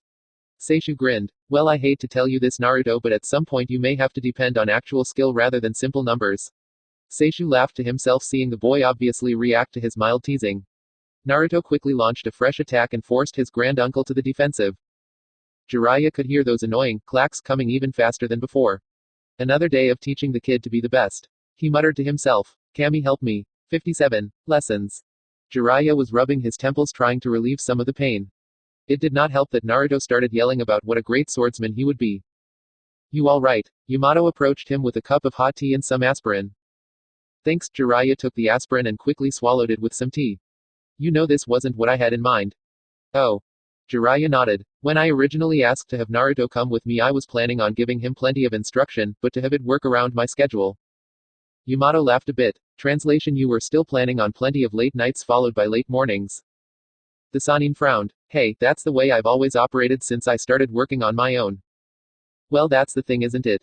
Yamato took a sip of his own tea. You're not on your own right now. Jiraiya shook his head. This would go much better if it were just me and the kid. Do you mean for you or for him? You have to admit, Naruto has been learning quite a lot, and not just from you. Jiraiya grunted. That was as far as he was willing to go. The truth was, Seishu and Yamato had both taken to teaching Naruto when he was off on other activities. The two of them had supposedly been added simply to act as bodyguards, but had taken it upon themselves to be trainers as well. Every single morning Seishu and Naruto practiced the sword. The man was a 5th level master and seemed determined to make Naruto one as well. When they weren't practicing with those annoying wood swords, the man was telling Naruto stories about the Uzumaki clan and about his mom. Jiraiya chuckled at the fact that Kushina's nickname used to be Kuki. Can't wait to see her again and call her that. And when there was downtime, the two of them would often fish together.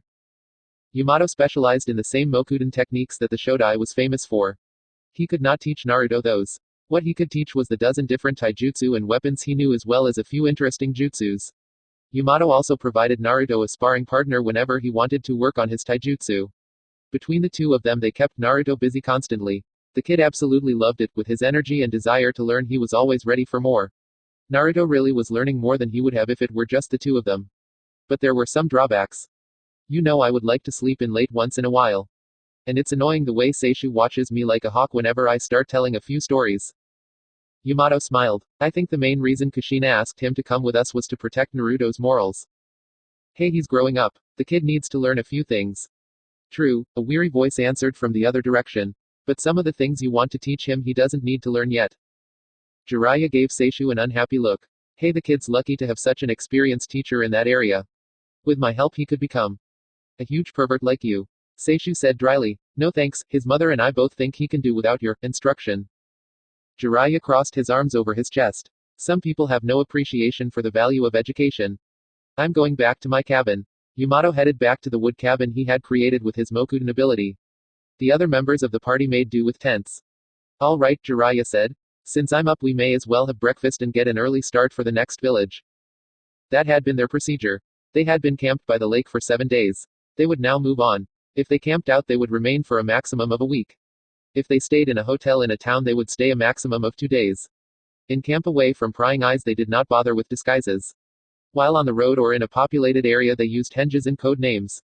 They never used the same disguise or name more than once, no exception. They all understood that there were people searching for Naruto. Remaining hidden was of utmost importance. Hey, what's for breakfast? I'm starved. Naruto hurried up to them. He had grown a few inches but had otherwise not changed. Except for his forehead scar.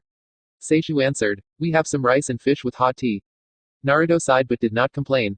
He had gotten used to eating a lot of fish since they had started out. XXXXXXXXXX. Yesterday.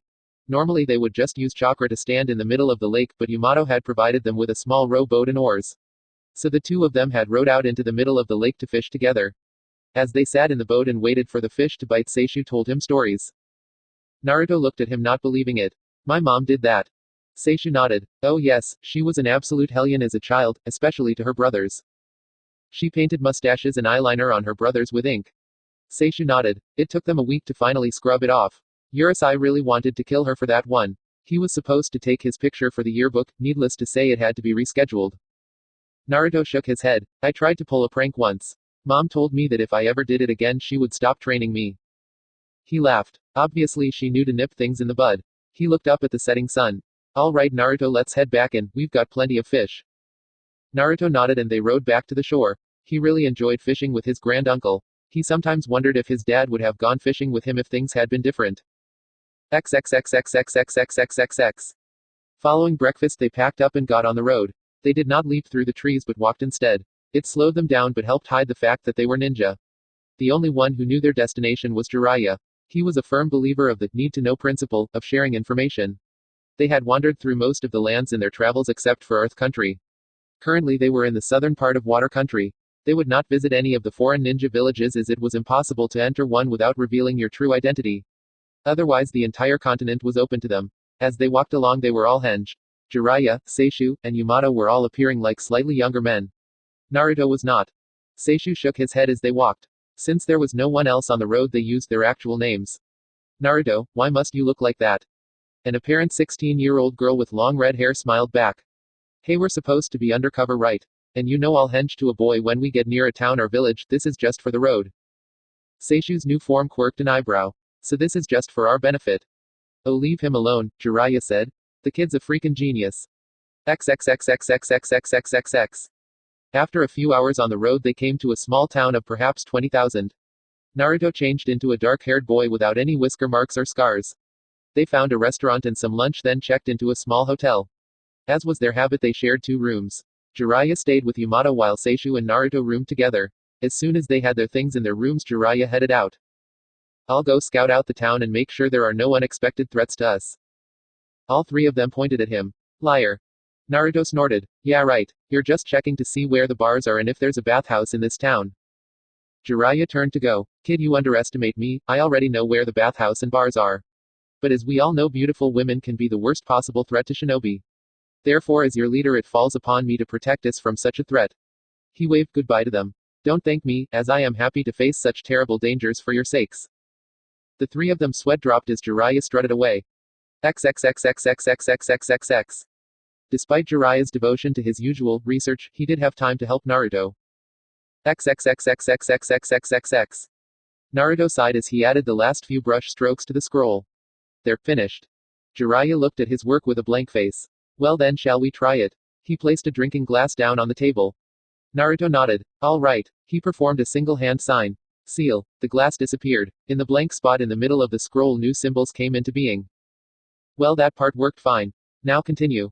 Naruto performed another hand sign. Release. The middle of the scroll became blank again and the glass reappeared, sort of. Instead of a drinking glass, it now looked like a first grader's paperweight. Now that part didn't work so well. Jiraiya pointed to 3 lines in the scroll showing him where the mistakes were. Why am I wasting so much time with this? Naruto grumbled. Jiraiya smiled. It takes time to be the world's top seal master. Don't you want the title that both your dad and I have held? Not really. Naruto shrugged. Besides, I have a lot of trouble with this. That is to be expected, Naruto. Sealing is an art form. Tell me, what does Tsunade always say about doing medical jutsus? Naruto frowned. He'd heard it often enough. Medical jutsus are all about chakra control. Right, well, sealing is all about formula. You can seal anything in a scroll, even a house or a human being, if you have the correct formula written. Whatever you seal must be perfectly represented on the scroll or else it doesn't work. He nodded to the glass paper weight on the table. But so long as you do know the correct formula, you can seal anything. Naruto had a notable lack of excitement at the prospect. So, I mean, all the time I'm putting towards this, wouldn't it be better to study something more useful? Useful? Jiraiya stared at him. Naruto nodded. That's right, I mean, when am I going to really need this? How about if your village is suddenly attacked by a monstrously powerful demon? Jiraiya shook his head. Naruto, you of all people should appreciate the real power of Fuinjutsu, art of sealing. How did your father defeat the Kyuubi? Even his ninjutsu was nothing compared to the Kyuubi's power. It was Fuinjutsu that defeated the Kyuubi and saved the village. It was the seals that your father placed around your home and lands that helped your mother protect you growing up. It may not be as flashy, Naruto, but believe me, there is great power in being a seal master and it is definitely worth your time. Besides, it's not like you don't work on other things as well. Naruto considered that, and slowly nodded. I guess you have a point, Jiraiya-sensei. He took out his ink brush and a blank scroll and started over. Jiraiya grinned. Fine, and why don't you start calling me sensei all the time instead of pervy granddad? Naruto smiled up at him. Okay, I will. Jiraiya smiled. As soon as you stop acting like a pervert all the time and more like a sensei. Jiraiya muttered something about annoying children and stepped back. Naruto chuckled and kept working. XXXXXXXXXX. Naruto had developed a certain routine. The day always began with sword training and it always ended with studying one very special scroll. Naruto glared at the scroll that was unrolled on top of the table. Also on the table was a stack of about 100 sheets of paper, notes written by him. Sometimes he truly hated the thing in front of him. Though he didn't brag about it, he was considered a genius of his clan. He had already mastered close to 200 jutsus, including about a couple dozen A ranked and 2S ranked. But when he tried to figure this thing out, he felt like a complete idiot. Jiraiya poked his head into the hotel room. How's it going, kid? It's not, Naruto muttered, sounding defeated. Chuckling, Jiraiya entered the room. Hard. Naruto looked up and actually glared at the man in his good humor. Hard. Mastering the 5 dances of the blade is hard. Trigonometry is hard. Trying to figure out girls is hard. But this, he waved at everything on the table, is impossible. Kid, there's a reason why your dad was the only one who could make it work. This one jutsu was his ultimate masterpiece, it's what made him the yellow flash of Konoha and a ninja legend. Even I could never figure it out. Jiraiya let out a long sigh. I guess there's no chance that you could. What the hell does that mean? He felt a bit angry. Jiraiya shrugged. Oh, well, let's face it, kid, this is probably way too much for you. I mean, your dad was a true one-of-a-kind genius. So there's no shame in admitting that you just don't measure up to your father's legacy. Jiraiya suddenly smiled as an idea seemed to pop into his head. Though on the bright side, genius can skip a generation sometimes. Maybe one of your kids will be able to figure it out. Why don't I just put this away for? Naruto immediately jumped up from his seat and got between Jiraiya and the table. Get away from my scroll. I never said I wouldn't figure it out, it's just hard, that's all. Jiraiya shrugged. Well, if you say so. He left the room smiling to himself as Naruto returned to his studying with renewed energy. XXXXXXXXXXX. They'd found a spot in the woods about 5 miles from the village that was isolated. There Naruto made a couple hundred clones. The paired off and quickly got to work fighting each other with wooden practice swords. A few began puffing out of existence as blows strong enough to dispel them were landed. Winners paired off against each other and kept going. The clones would fight until they were all gone. Once that happened, Naruto would make a couple hundred more and do the same thing with taijutsu.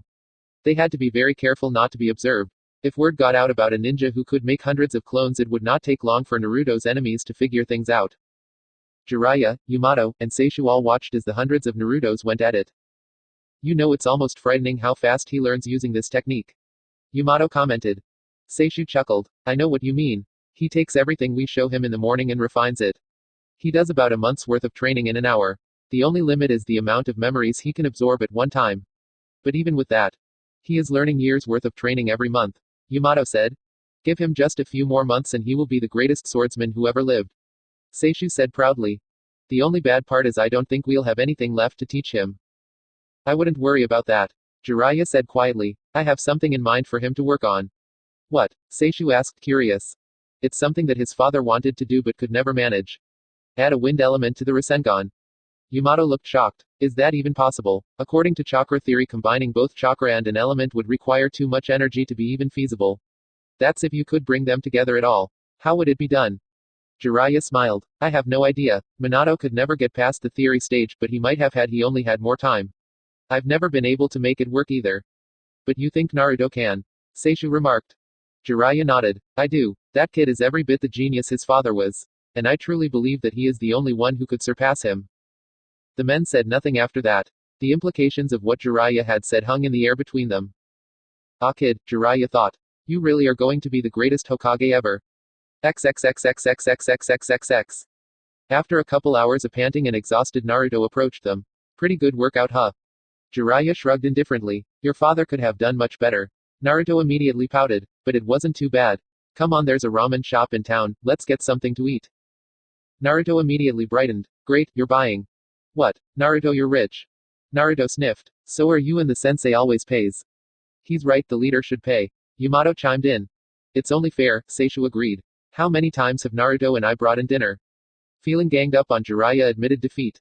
Fine, I'll pay. This time. XXXXXXXXXXX. Upon returning to the hotel, the desk manager called over the hench Jiraiya. Sir, there is a message for you. Jiraiya took the sealed note and headed up to his room. Even as he trained Naruto, he remained the head of a vast spy network, and those responsibilities could not be ignored. He had a handful of trusted agents who could get a message to him if necessary. They would not have sent him something unless it were urgent. Alone in his room, he read the note. Ah hell. XXXXXXXXXX. In short order, he had gotten the others in his room. We're leaving in 20 minutes, so get packed. We're headed to the nearest port. Jiraiya informed them. I thought we were leaving in the morning. Naruto said. Something has come up. We're going on a rank mission. A mission, Naruto said excitedly. Yamato frowned. Why is the Hokage assigning us a mission? She's not, I'm assigning it. One of my top agents is in danger of being exposed and is requesting immediate extraction. If he's caught, he'll spill a lot of high-level information. We have to rescue him, or if that's impossible, kill him. The security risk is too great to ignore. Why don't we contact the Hokage? Seishu suggested. Maybe she can send someone else. Jiraiya looked at them. We can't contact her. Sure we can, Naruto said. I can summon Gamikichi and he can get a message to her in no time. That's not what I mean, kid. If Tsunade knew, she would not only refuse to send a mission, she would order us not to go. Seishu sent him a flat look. And why's that? Because this mission is to Iwagakure, the village hidden among the rocks. Yamato and Seishu both paled at that. Naruto slowly smiled. 58. Iwa. Are you out of your damn mind? Seishu blared at him. You want us to take Naruto into the home village of the people who hate him most? Why not just ask him to swim with sharks while covered in chum? With respect, Jiraiya, I have to agree. Going into Iwa would be dangerous for us, but for Naruto it would be incredibly hazardous. Hey, I've gotten really strong, I can handle myself. Naruto told them. Seishu frowned at him. You have gotten strong, Naruto, but this has more to do with than just strength. If the rock nins discover you, they'll kill you on the spot. It's not quite that bad. Jiraiya pointed out. We're not at war with them, you know.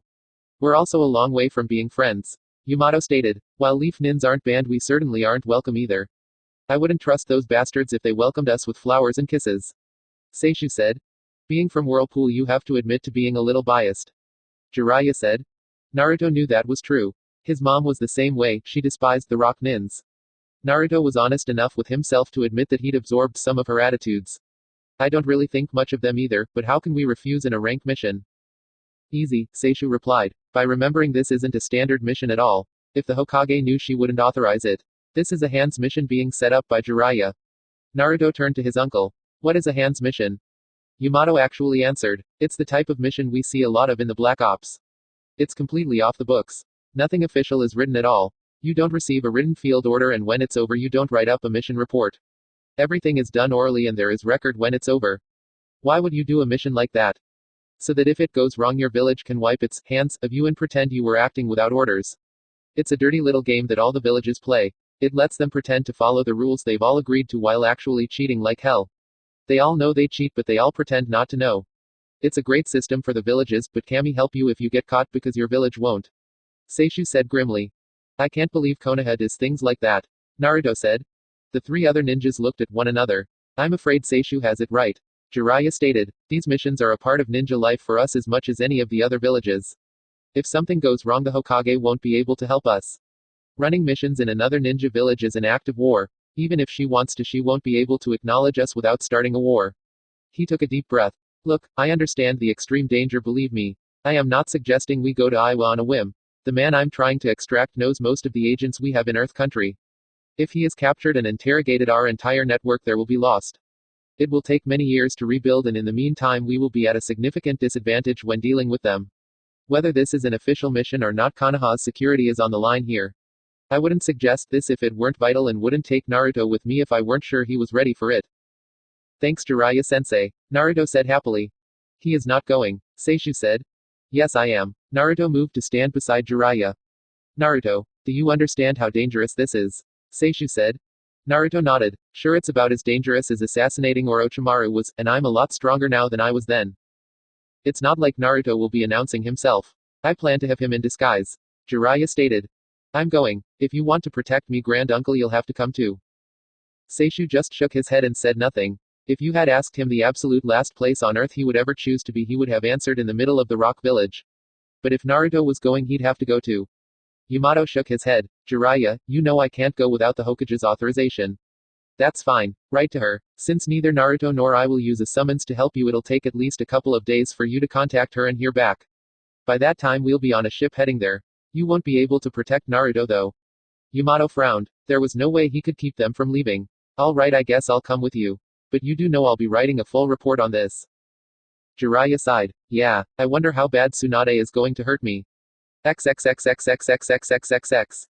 Motosuwa entered the office and bowed to the Tsuchikage. How may I be of service to you, Tsuchikage-sama? The Tsuchikage looked at him stonily. What is the status of your investigation? I have narrowed the search to 4 members of the council. I am currently going over financial records as well as records of their travel inside and outside of Earth Country. I am confident I will have the name of the traitor soon. The supreme leader of the Rock Nins frowned at him. You had best be absolutely certain of the name you provide me. If I put a council member under arrest and he is not a spy, every clan will be up in arms.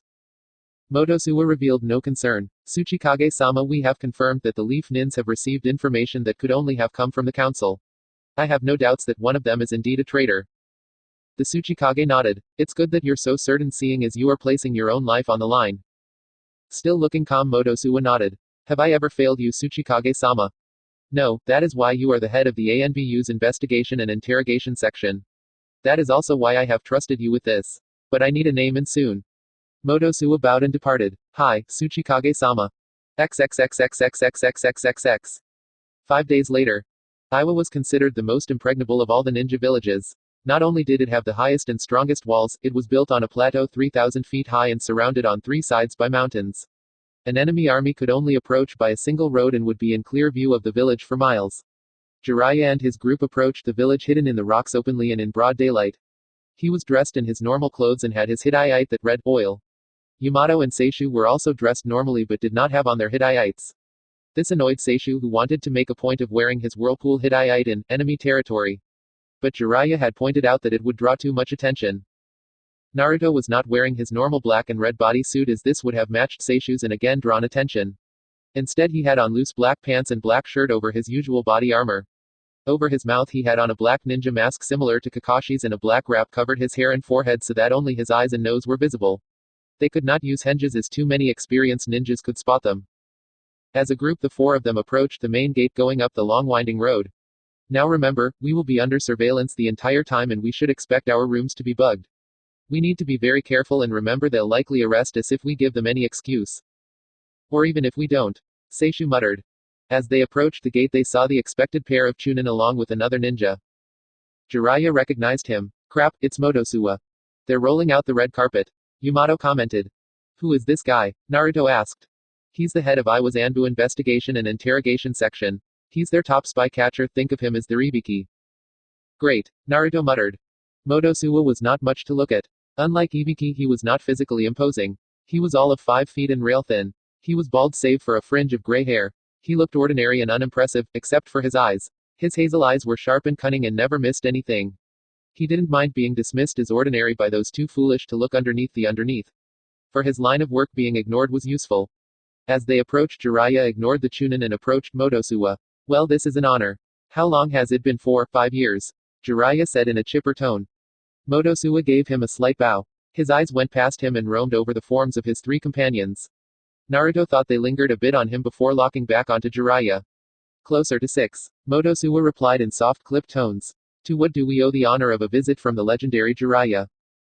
Jiraiya laughed. I'm traveling the world doing a little research for my next book. I just happened to be in the area, so I thought I'd stop by and see if I could find some inspiration in the local beauties.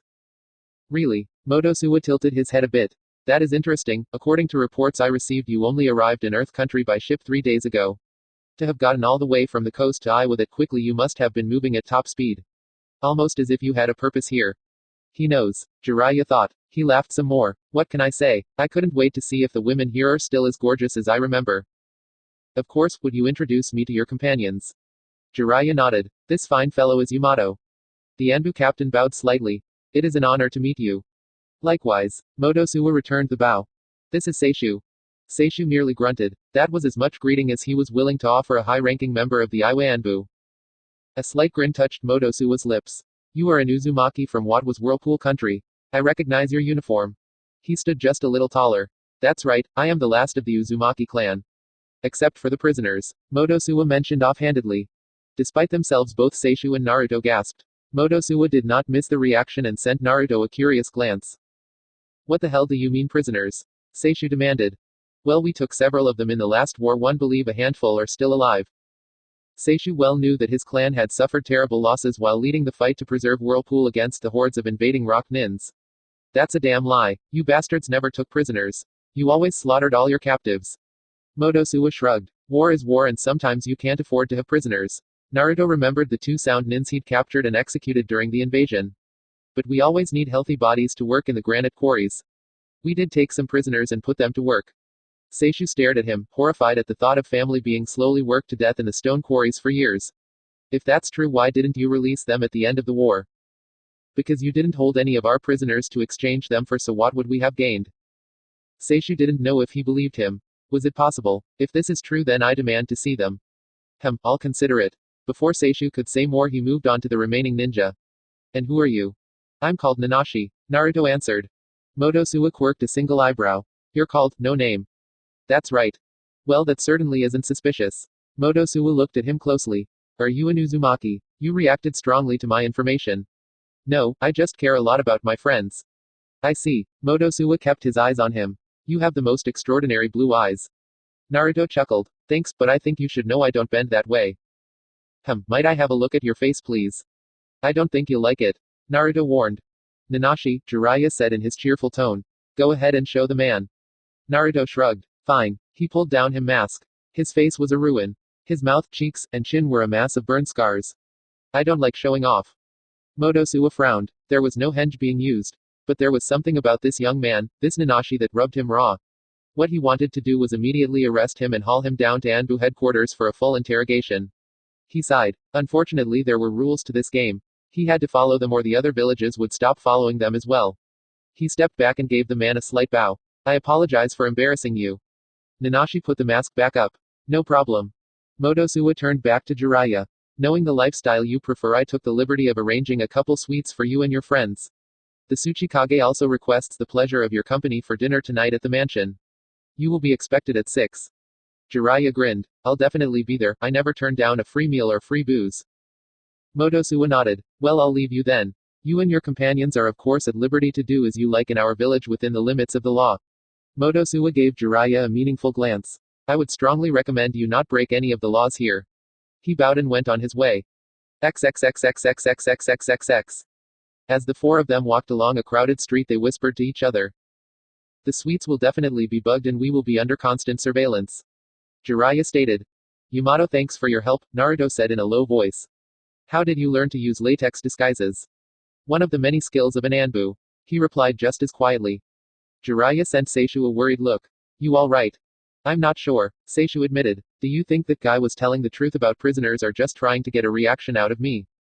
No way to really know, Jiraiya said, but the war ended 15 years ago. It doesn't seem likely there would still be prisoners still alive. Seishu sighed. Probably not. If there are, we're going to get them out, Naruto stated. Jiraiya looked at him a little worriedly. Listen, Nanashi, you know the reason we're here. We can't let anything distract from that. Naruto shook his head. If there really are Uzumaki clan members here, then we are getting them out. He sent Jiraiya an uncompromising look. No matter what. 59. The Good of Konoha. Author's note: thanks to everyone who has helped me to reach over 3,000 reviews. Along with that, this story has also received over 500,000 hits. I truly appreciate all the positive feedback. Knowing that so many of you enjoy this story always motivates me to stay up just a little bit longer and write just a little bit more. And hey, who needs more than 3 hours of sleep anyway? Hope you enjoy the little section I have next as well as the regular chapter. XXXXXXXXXXX. A 16-year-old Hinata arrived at the Namikaze mansion in response to a summons from Kushina. She soon found the Namikaze matriarch hovering outside her son's door. From the other side of the door she could hear some sounds in her beloved's voice. Tap tap tap tap tap tap tap tap tap tap tap 2995. Tap tap tap tap tap tap tap tap tap tap tap tap tap tap tap tap 2996. Not sure what to make of this odd situation, she turned to the older woman. What is going on? Is something wrong with Naruto-kun? Kushina frowned a bit. I'm honestly not sure. He came home yesterday mumbling something about a wish and he's been locked in his room ever since. He won't let me in and he refuses to come out even to eat. All I hear is that trapping and him reading off numbers. 2996. You see, I have no idea what's going on. So I was wondering if you would mind, she nodded toward the door. It took Hinata a moment to understand. When she did, she sent Kushina a disapproving look. You want me to spy on him? Of course not. Good. 2997. It's not spying if you're doing it for their own good. I want you to perform protective surveillance. Kushina, it's not right. 2998. Please Hinata, just to set my mind at ease. Kushina implored. Hinata sighed. She didn't really approve of this. Especially since the two of them were getting married in a few months. She wanted them to trust one another. Very well, but only to set your mind at ease. Byakugan. Well. Hinata shrugged. He's just sitting at his computer typing. His health is fine. 2999. Yes, almost there. Kushina and Hinata shared a confused glance. Why don't you see if he'll talk to you? Kushina suggested. All right. Hinata deactivated her bloodline and knocked on his door. Naruto-kun, it's me, Hinata. Can I come in? The door suddenly opened and there was Naruto with a wild look in his eyes and a huge smile. He had on nothing but a pair of boxers. Hinata-chan, perfect timing. He reached out and grabbed his fiancée, pulling her into his room and quickly shutting the door again. I'm so glad you're here, you can see it happen. He happily sat back down at his desk and began typing on his keyboard. Naruto-kun, what is going on? Hinata was feeling a bit worried at the situation. He looked up from the screen and smiled at her. All my wishes are about to come true. What? He nodded eagerly. You see, I had a dream where I asked the all-powerful author to grant me my wishes. He told me that if I wrote him 3,000 reviews and all of them different, he would grant me all the desires hidden in my heart. And now I've written number 3000, and as soon as I press the enter button, my wishes will all come true. As he stretched out his hand, Hinata suddenly grabbed a hold of him. Naruto-kun, wait a minute. Are you sure you want to do this? He looked at her in surprise. Of course I am. Why wouldn't I? Naruto-kun, Hinata said seriously. Don't you know that in every story where someone gets a bunch of wishes, something always goes wrong? Oh, come on, Hinata-chan. What could be wrong in making the wishes in my heart come true? And besides, this is the author we're talking about, not some genie. I'm sure he would never do anything bad to me. He gave her a reassuring smile. What could possibly go wrong? Hinata shook her head. I have a bad feeling about this, but if you're sure, then all right. She let go of his hand. He smiled confidently. I'm sure. His index finger pressed down and the 3000th review was sent. He immediately began looking around expectantly, but nothing seemed to happen. Maybe it takes a while. Hinata offered. There was a knock at the door. Naruto, may I come in? His mother called. Sure, mom. In. Kushina strolled with a piping hot bowl. Naruto dear, I've suddenly decided that you're healthy enough that you can eat ramen whenever you like. So from now on I'm making my special ramen for you for breakfast, lunch, and dinner. I've also decided to stop spying on you and to never call you my little baby in public. Naruto gave Hinata a triumphant grin before replying. Thanks, mom. Tsunade suddenly arrived. Great news, Naruto. The entire village has decided to hold a We Love Naruto parade down Main Street. Everyone loves you now. The Uchiha clan has decided that since they're all such jerks that they will stop being ninjas and become civil servants instead. Except for Gabriella. Also, the council held an impromptu meeting and voted you my successor. Now I can finally retire. She put the Hokage hat on his head. Congratulations, Hokage-sama. Thanks, godmother. Oh, Naruto-kun, I'm so proud of you. Hinata said. So are we. Suddenly in walked his father, Sarutobi, Shikaku, Inoichi, and Choza all walked in. Somehow we've all been returned to life. Minato said, and we all want to tell you how proud we all are of you, son. Thanks, Dad. Minato. Kushina cried out. Kushina. Immediately they were all over each other. Hey, stop that. Naruto cried out. When he'd thought of his father, he'd never thought of him doing that with his mom. Hinata turned from the amorous couple towards Naruto. Naruto, stop it. Huh, what are you looking at me for? This isn't my idea. Yes, it is. Hinata quickly explained. You wanted every wish in your heart to come true. So on some level, probably subconsciously, you wanted your parents to be happy in a, affectionate manner. Naruto shook his head violently. No way did I. Hey, watch your hands, Dad. A dark-haired boy no one had ever expected to see again entered the room. So this is your room, huh? Naruto stared at him. Sasuke, you're alive now too. Yeah, looking bored he began to unbutton his shirt. So do you want to do it or what? What? Naruto leapt out of his chair and backed away from the undressing boy. Sasuke, what the hell are you doing?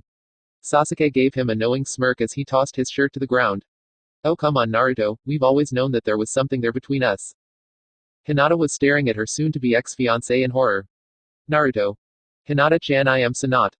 Excuse me, a cheerful Sakura skipped into the room and passed a dumbfounded Hinata. She was wearing a cat suit that included 2 little ears atop her pink hair.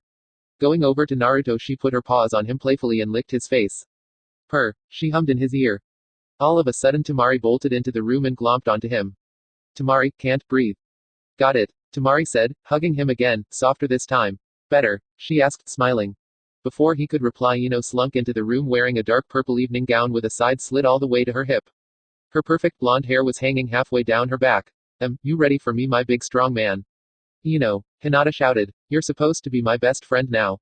Ino looked at her unapologetically.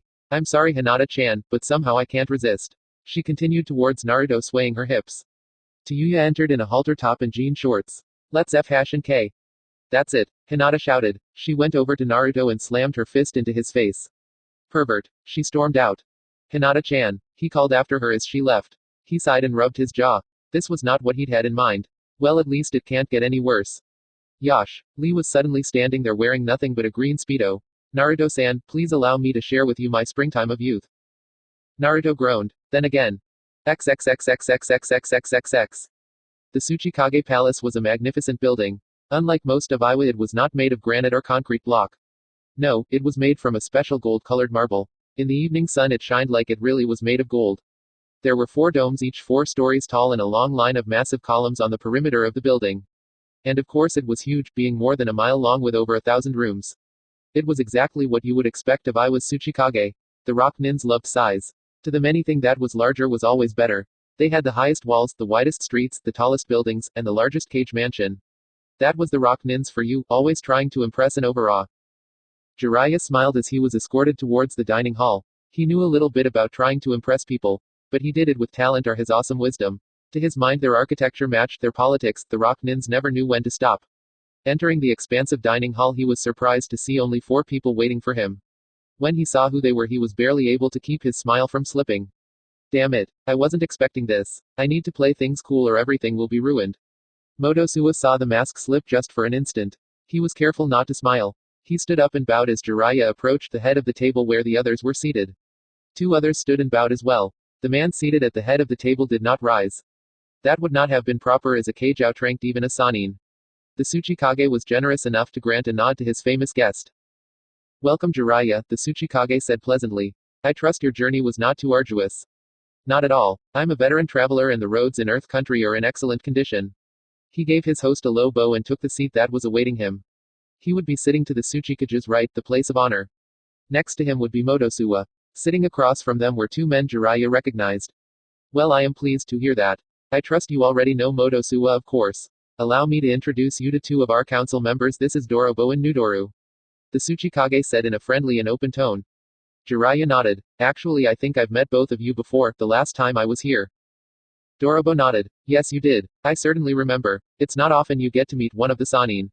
Nudoru smiled. It is indeed rare. I believe you're the only one of the Sannin to ever pay us a visit. Jiraiya laughed and took a swig of his sake. He was surprised it was so strong. He set it back down.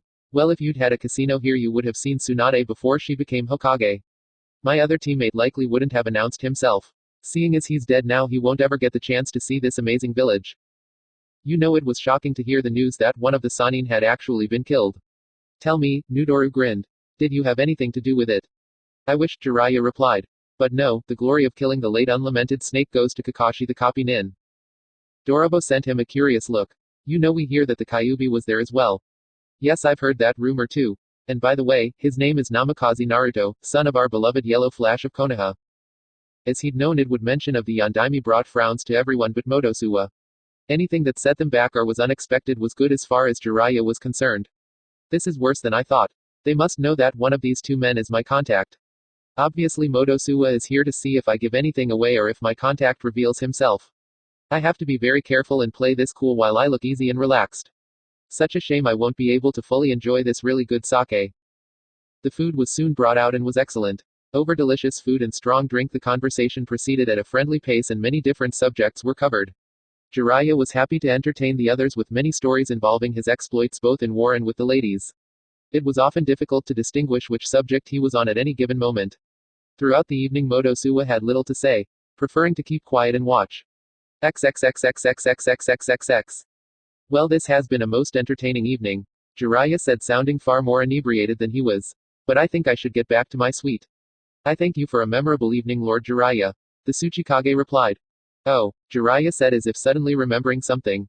Tell me, is the kabuki performing tomorrow night? Certainly, it performs most evenings. The Tsuchikage stated. Jiraiya gave the 2 council members a warm smile. Well, won't you allow me to treat both of you gentlemen to an evening at the theater as a thank you for such an enjoyable evening? Both men readily agreed as it was an opportunity to be seen with the famed Jiraiya in public. Not long after Jiraiya and the 2 council members had departed. Almost as soon as they were gone the Tsuchikage had Motosuwa in his study. Well, the Tsuchikage demanded. I am 70% sure that Nudoru is the traitor. Motosuwa replied calmly. 70%. Motosuwa nodded. Jiraiya actually gave away nothing. Despite his loud and attention-drawing behavior, he can be quite deceptive when he wishes to be.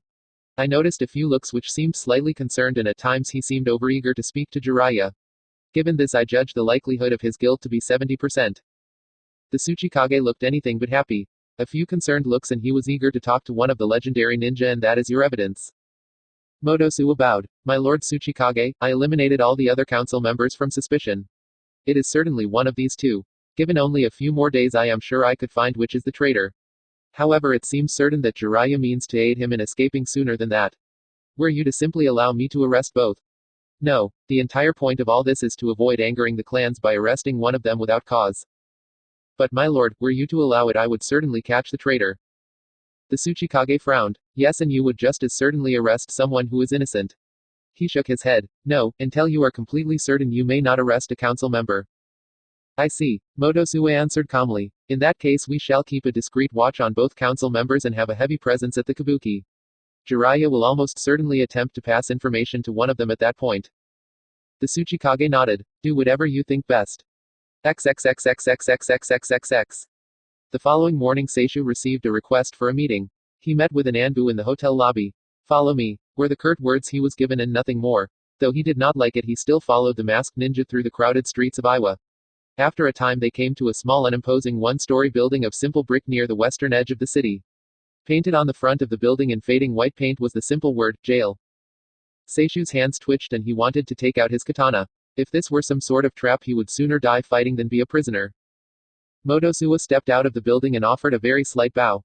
Good morning, I hope you slept well. Fine, Seishu admitted. What is this about? Motosuwa gave him a slightly puzzled look. I am sorry, did you not say you were interested in the Uzumaki prisoners? He drew in a sudden breath. He knew this was probably all a trick, but he couldn't help but feel a sudden hope. You mean there really are prisoners from my clan? Motosuwa shook his head slightly. We have a prisoner. We originally took 6, but years in the granite quarry do little for one's health. Truthfully, I am amazed that even one has survived this long. Seishu glared at the man and had to deliberately keep himself from pulling out his katana and attacking him. He had stood there and calmly related that 5 of his family member had been worked to death in the stone quarries. I can understand if you are upset. Motosuwa continued in his revoltingly calm manner. But please keep your killer intent in check. I would hate for one of my Anbu to feel the need to strike you down in order to protect me. Seishu brought his killer intent more or less back in control. I want to see who it is. I want to see who is still alive. Motosuwa nodded. Of course, that is why I brought you here. Come with me, please. He walked back into the jail and Seishu followed him without a second's hesitation. It was a simple jail, most likely used to hold drunks and vagrants overnight. There were only 6 cells. 5 were empty. In the last one was a worn figure sitting on the stone floor in chains. He seemed weary and exhausted. His hair was long and dirty, it was mostly red with a good deal of gray in it. His clothes were mere rags of the cheapest gray sackcloth. But when he looked up, his green eyes still held courage and the will to never give in even to the most hopeless situation. That strength was all that had allowed him to endure. Looking up, he saw an old man in the clan battle dress. It took a moment, but recognition came into his eyes. Uncle. Nephew. Seishu choked out and gripped the metal bars in front of him. The prisoner smiled and actually chuckled. I knew it had to be a lie. They told me Whirlpool was destroyed years ago. They said my clan was dead. But I always knew it was a lie. Seishu ached for what he needed to say. It seemed so unfair to have to take away some of his nephew's hope, but the truth was better. They told the truth about Whirlpool, it really is gone. But you still have family. Sadness and disappointment flashed through his eyes. But there was hope as well, and it was stronger. Who's left? Seishu looked back over his shoulder at Motosuwa. I can't tell you that, nephew, but you have family and you have a home that's waiting for you. A home. But if Whirlpool is gone, what home could I have? Your home is wherever your family is and where you will be loved and accepted. Well, this has been touching, but we will have to go now. Motosuwa spoke. Seishu turned hatefully towards the man. I want him released. I can arrange to pay any ransom you name. We are not in the habit of ransoming our slaves. Motosuwa said calmly. I'll pay you 1,000,000 ryu. Seishu shouted. No. 10 million then. Motosuwa tilted his head a bit and looked at him curiously. 10 million ryu for a slave. Is he really that precious to you? Yes, damn it, he is. He's my family. Could you actually come up with such a vast sum? You certainly don't appear wealthy. Would you try and get it from Jiraiya? No, I happen to be very close to one of the wealthiest clan heads in the world, and she would gladly pay it. I could have the money here in a day. Well, that is tempting, but no. I have a different ransom in mind. What do you want? Seishu demanded. A name. Motosuwa answered. I know why Jiraiya and the rest of you are here. Tell me the name of the man you are trying to rescue and you can have your nephew. I don't know what you're talking about, Seishu said blankly. Motosuwa quirked an eyebrow. Well, that is a pity. In that case, your nephew will remain here for the duration of your stay. Should you suddenly learn the name I seek, by all means return here. Now it is time for you to go. Uncle, the prisoner got to his feet and tried to reach out, but the chains kept him near the far wall and well short of the barred cell door. I love you, uncle, and please tell whoever is left that I love them as well. Damn it. Seishu reached through the bars but could not touch his nephew's outstretched hand. I love you, nephew, and I swear to you that I will get you out of here. XXXXXXXXXX. Upon returning to the hotel, he quickly got Jiraiya up and awake. Damn it, what is so important? Jiraiya was trying to rub his temples. I mean, I can't even sleep late here. Seishu shook his head, not in the mood. We need to talk. XXXXXXXXXX. The four of them went out into the village and found a small random cafe to have breakfast. With quiet whispers, Seishu related what had happened. So I have another relative, Naruto said excitedly but quietly. That's right, Seishu said. And he has suffered endless heavy labor while watching the people around him slowly expire. He looked directly at Jiraiya. We have to get him out. Jiraiya shook his head. I am all for helping you get your clan member, but not at the expense of harming Konoha.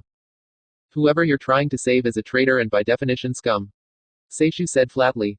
Jiraiya nodded. That may well be true, but the fact is he has information that is useful to Konoha. Giving Motosuwa the name would destroy Konoha's spy network here and damage the Leaf Village. Seishu leaned forward over the table. The Leaf Village will survive no matter what happens here. But we are talking about the survival of my clan. And he is not only my kinsman but Kushina's and Nanashi's as well. I know that, Jiraiya said firmly. Under different circumstances I'd be the first to offer my help, but not at the cost of damaging Konoha. And since I'm the only one who knows the name, I'm the one who gets final say. Oh really? Seishu growled. Take it easy, grand uncle. Naruto said quietly. Jiraiya is right. We can't jeopardize Konoha's security for personal reasons. Seishu looked at him in surprise and disappointment. Jiraiya nodded in approval. I'm glad you understand, Nanashi. With both Jiraiya and Naruto against him, Seishu settled down. He sat there quietly while the others ate breakfast. After eating, Jiraiya and Yamato left while Naruto offered to stay and talk to Seishu for a while. Seishu eyed his grandnephew with a great deal of sadness. I'm sorry that this is not important enough to you to go against Jiraiya. But I am getting him out no matter what it takes. Naruto smiled beneath his mask. Grand uncle, I would never abandon anyone who is family. What? But you said you wouldn't jeopardize Konoha's security. Naruto nodded. I did and I won't. I won't hurt Konoha, and anyway there is no way Jiraiya would ever tell us the name, so there was no point in trying to convince him. Seishu looked at him and slowly grinned. You're planning to do this behind his back, aren't you? This whole mission is being done behind the Hokage's backs, so I don't think he has any right to complain. He looked at his granduncle with complete seriousness. We'll get him out and bring him to Konoha. That's a promise. Seishu nodded in complete agreement. Now tell me exactly where he's being held. 60. Rescue in Iwa. It of course had to be a tragedy, Jiraiya thought. He was not a huge fan of kabuki to begin with. Any art form that refused to give women a place in it was seriously defective in his mind.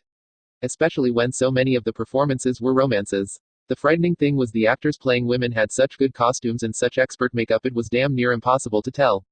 Why do they go through so damn much trouble to have men look like women? Why not have women acting to begin with? He'd actually gone to the trouble of asking a theater owner that once. The man had puffed up and shouted that it was tradition. This merely proved to Jiraiya that some traditions needed to be changed. But in any case, here he was sitting through some 3-hour production about the tragic love of the heirs of a pair of rival clans who of course hated each other. 5 minutes in and Jiraiya had already known it would end with the two of them falling in love, being betrothed to others, running away together, and finally dying together when they found they could not escape. Ordinary people never seem to get enough of the tragic. We ninja know better. There is more than enough tragedy in life, we don't need to see more of it. Jiraiya would have preferred a comedy or even a happy romance rather than this. He sighed. Well, it was all a part of the mission. The theater had about 2,000 seats and they were all packed. He was quite certain that a number of those seats were occupied by Anbu in disguise. He would not be surprised if Motosuwa was sitting somewhere out there as well watching him. He was seated in the middle of the third row with Dorobo and Nudoru sitting to either side. After almost 3 hours, the climatic moment had nearly arrived. The young couple had been chased to the edge of a cliff with both their clans pleading with them to return. They each pleaded to be allowed to marry and be together, only to have each clan refuse in a single voice. So instead they held eye onto each other and leapt over the cliff. The house lights suddenly dimmed to allow the actors to disappear over the cliff. In that instant Jiraiya leaned forward as though utterly enthralled by the performance. As he did so, he accidentally reached out and put his hand on top of that of each man to his side. When the lights came back up, he withdrew his hands and sat back raving about the wonderful performance. One of his hands had held a tiny note. His agent had taken it and quickly hidden it on his person to be read later. Jiraiya leaned back and relaxed. His work was finally done for the evening. XXXXXXXXXXX. Together Naruto and Seishu walked out to the western edge of the village where Seishu pointed out the humble building. They hadn't bothered with any sort of disguises. They both knew they were being watched by the Anbu, but it didn't matter. Now knowing exactly where his imprisoned relative was being kept, Naruto and his grand-uncle went off to find a restaurant and have dinner. XXXXXXXXXXX. Back in his hotel room, Jiraiya took out one of the many scrolls he always had with him. Release. On top of the scroll appeared a simple letter and a humble little stamp. The letter was written in the Tsuchikage's own hand and the stamp had been a painstakingly recreated copy of the Iwa seal of state. Jiraiya carefully studied the letter for a moment. He then took out a blank scroll and penned an order from the Tsuchikage in his own hand and with a signature. He then took the stamp and pressed it down on the paper beside the signature. And just like that, an official order from the Tsuchikage. I really need to teach the kid all this stuff if he's going to replace me as spymaster one day. XXXXXXXXXX. The next day the four of them went out and picked a random spot to have lunch. We're taking our guest out tonight. Jiraiya informed them in a whisper. Take anything you really need but leave your backpacks and clothes behind. We have to look like we're coming back to our hotel suites. So what is the plan? Yamato asked in a hushed voice. Listen carefully. I'm only going over this once. Jiraiya went over everything they would have to do to pull this off. It sounds awfully risky, Seishu stated. You can't win without taking a few risks. Jiraiya replied. Naruto frowned. You sound like Godmother when she's gambling. Jiraiya smiled. Don't worry, I actually have good luck. So long as nothing unexpected happens, we should be fine. Somehow Naruto and Seishu managed not to look at each other. XXXXXXXXXX. So who's up for a little late evening trip to the bathhouse? Jiraiya said in a loud, clear voice. Everyone in the suite groaned. What is it with you and bathhouses? Seishu asked. It's my secret to staying young and virile. That and all the exercise I get chasing girls and avoiding angry mobs who find me doing research. Now let's go. Though he had to argue with them, he eventually got them to all agree. The four of them went down the hall and entered an elevator that delivered them to the ground floor. The four of them stepped out laughing and joking with each other, while four tiny mice also exited the elevator unnoticed. XXXXXXXXXX. Nudora carefully stuffed the pockets of his vest with money and his wife's jewels. The damn harpy, she at least he wouldn't miss. His heart was pounding. Tonight he would either leave his homeland forever or be arrested. It was hard for him to believe that all of this had begun over a little extra money. He had been young then and not allowed access to the family fortune. He'd run up some debts and the people he'd owed had threatened to go to his father in order to collect. His father would have been furious and he'd been terrified. That was when Jiraiya came along and offered to help by paying off all the debts. And all he'd asked for in return was a little information about some of his lesser clans. Only later had he realized what an idiot he'd been to fall for such a blatant trap. But by the time he'd figured it out, it was too late. It was too late for regrets now. He was a traitor and he couldn't very well just say, I'm sorry. Sorry, I sold out my clan, my village, and my cage all just to protect my own ass. He imagined saying that to Motosuwa as he was being interrogated. He could easily imagine Motosuwa nodding and accepting his apology. Then tell one of his Anbu which bone to break next, always in that polite tone, of course. He shuddered and got moving. The message from Jiraiya had said to meet him at the bathhouse at 11. XXXXXXXXXX. Ah, Jiraiya said peacefully as he sank into the warm water. The others were already enjoying the hot bath. So how long do we stay here? Nanashi asked. As long as we like. Jiraiya laughed. Why, do you have somewhere to be? XXXXXXXXXX. Nudoru was about a third of the way there on an empty street when he was suddenly surrounded by Motosuwa and three masked Anbu. In the name of the Tsuchikage, I place you under arrest. Motosuwa said calmly. No, Nudoru shouted. Before he could even try to get away, one of the Anbu struck him in the back of the head and knocked him out. The other two Anbu members took a hold of him before he could fall. Motosuwa looked to the rooftops. The two of you report in. Almost instantly, two more Anbu were standing before him. Sir, has something happened? Motosuwa merely nodded. I was given the name of this traitor and granted permission to arrest him. I want the two of you to go to his home and begin a thorough search. Tear it apart and find evidence to the degree of his treachery. I will be taking him to Anbu headquarters. Hi. Both men bowed and disappeared. Motosuwa turned to the others and the prisoner. We have no time to waste, let's go. They began to move like a flash over the rooftops. XXXXXXXXXX. At the gate, a pair of Chunin looked up as three Anbu rushed past with an unconscious prisoner. They were about to call out when Motosuwa stopped before them. I am under orders from the Tsuchikage to transfer a prisoner. He held out an order obviously in the Tsuchikage and bearing both signature and official seal. The two Chunins simply nodded, they both knew who he was and had no desire to impede him. Motosuwa quickly left to follow the others. XXXXXXXXXX. Could you help me with something? A small polite voice spoke. Jiraiya opened his eyes. He was not surprised to see Motosuwa and 8 fully dressed Anbu standing around the edge of the water. You know you're going to need to take some clothes off to enjoy the water. I am not here for the water. I am here because I received a report that 2 of my agents had begun to search a home without my permission. When I spoke to them, they claimed I had ordered them to conduct a search after I had arrested Nudoru. Jiraiya looked surprised. You arrested a member of the council. Why? I did not arrest him, though I had desired to. He was suspected of high treason. Really? He didn't seem the type. Sighing, Motosuwa took out a kunai and tossed it at Jiraiya's chest. As he had expected, Jiraiya disappeared in a puff of smoke. He quickly took out 3 shuriken and did the same to the others, who also disappeared. Well, this is unfortunate.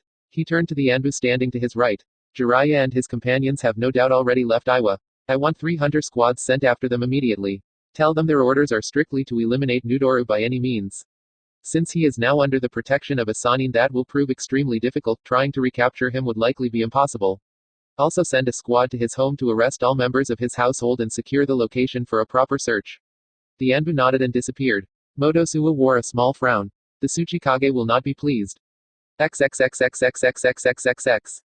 About 15 miles outside of Iwa, Jiraiya laughed. He was still in Motosuwa's image, but the laugh was in his own voice. It took them 15 minutes to figure it out. That was actually better than I expected. I still can't believe that no one spotted our henges. Yamato said. Jiraiya smiled confidently. It looked somehow wrong on Motosuwa's face. I never thought they would. No one thinks to check for henge when the situation is one that seems plausible. They only ever check when something is unusual. Yamato considered that. You know that's true, maybe we need to give our own security forces some training on that. Jiraiya shrugged. Alright, they'll definitely send hunter nins after us, but with a 15-minute head start we should be able to escape them. We'll all take soldier pills and keep going non-stop until we reach our destination. Where's that? Naruto asked. Jiraiya chuckled. You don't need to know. Actually I do. Oh yeah. Jiraiya turned back to look at Naruto. And why's that, kid? Naruto smiled. Because I'm not the real Naruto, I'm just a clone. The real me is still in Iwa. What? Jiraiya screamed. Kid, what the hell were you thinking? I was thinking I wouldn't abandon someone who was family and that you wouldn't help me. Damn it, Naruto, this is no game. You know why I made the choice I did. Naruto nodded. Yeah, you did what was best for Konoha and I understand that, which is why I helped. But I also have a duty to my clan and my family that is every bit as important to me as my duty to Konoha. Godmother has a habit of saying that she's acting as the Hokage whenever she makes a decision she doesn't want to. I can understand that, and I know there are times when you can only choose one or the other. But in this case I've decided to do what's best for my village and my family. By making a suicide run. Yamato said grimly. Naruto grinned and shook his head a bit. Oh, have you no faith in you, future Hokage? Kid, this is serious, Jiraiya said. You are completely on your own in a village packed with enemy ninjas. What do you plan on doing exactly? I plan to save my relative and then either sneak out or if I have to fight my way out. Then I'll meet you wherever it is you're heading. Jiraiya looked at him. Kid, he said quietly. The odds of you making it out of Iwa are long. Naruto gave him an easy smile. Don't worry about me. I'll be fine. He spoke with absolute conviction. I will never die until I am Hokage. Jiraiya stared at that smile. We're going to a small fishing town in waterfall near the border. It's called Atsugi, and we should be there in 3 days.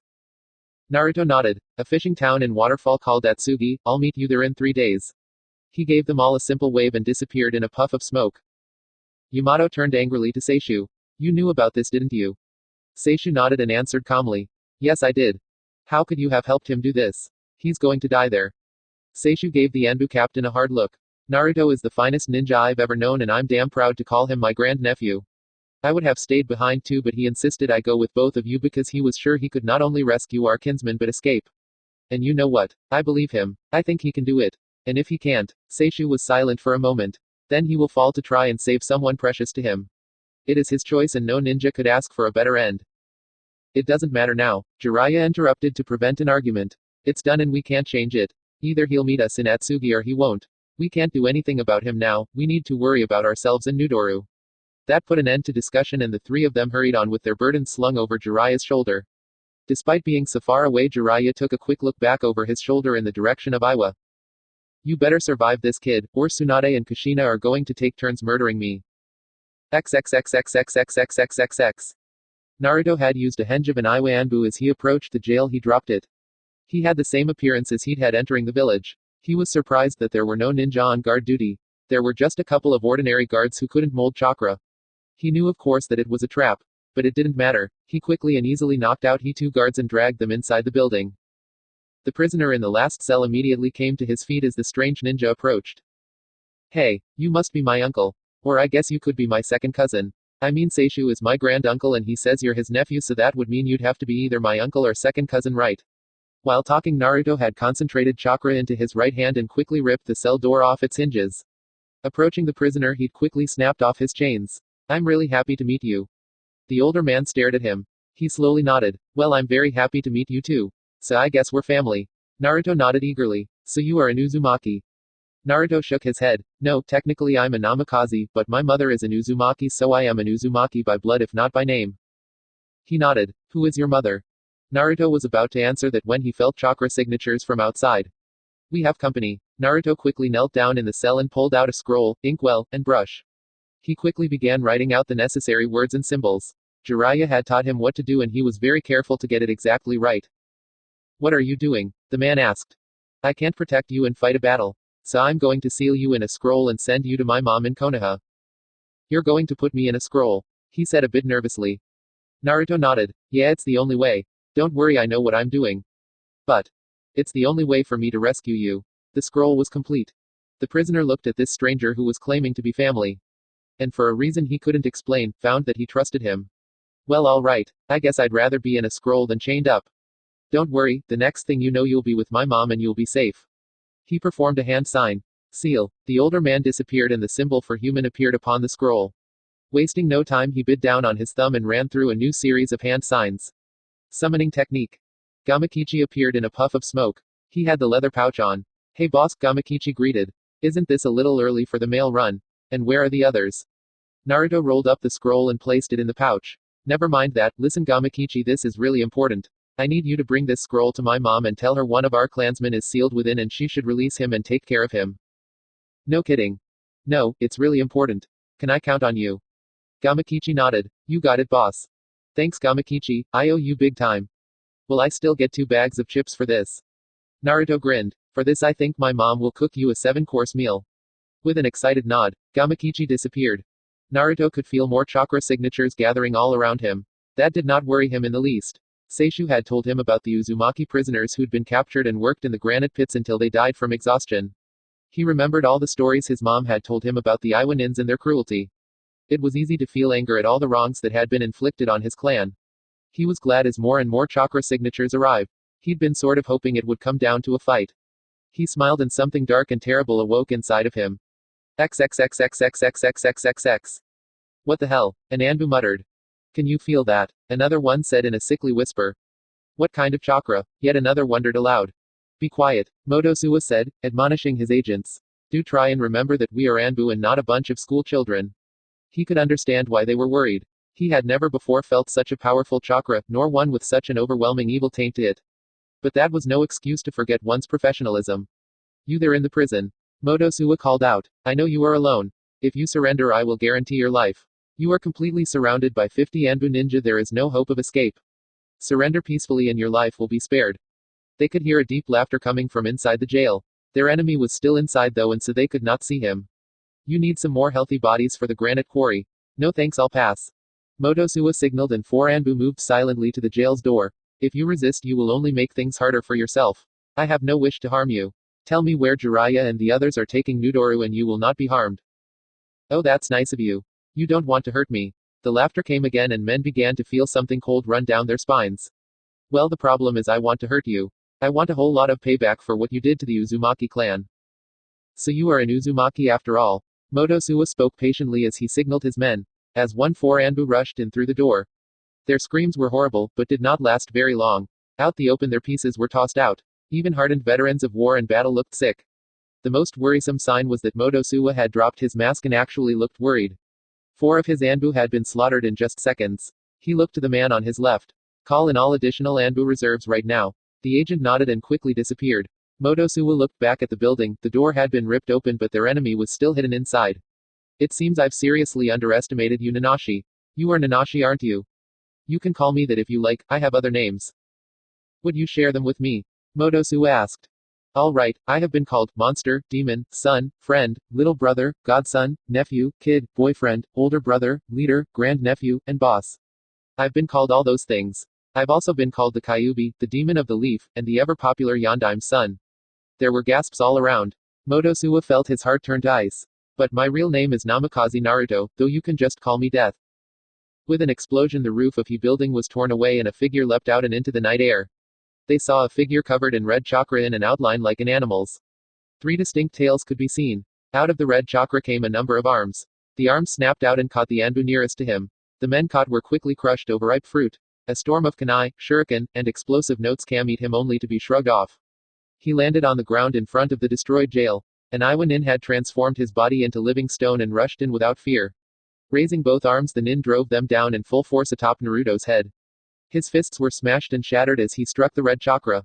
Smiling, Naruto had a chakra arm rise and smash down on the Anbu's head, smashing him to rubble, which quickly became meat. One Anbu opened his mouth and spat out a stream of fist-sized stones as well as dirt and stone. Another clapped his hands, boulders appeared out of an empty sky and rained down on Naruto.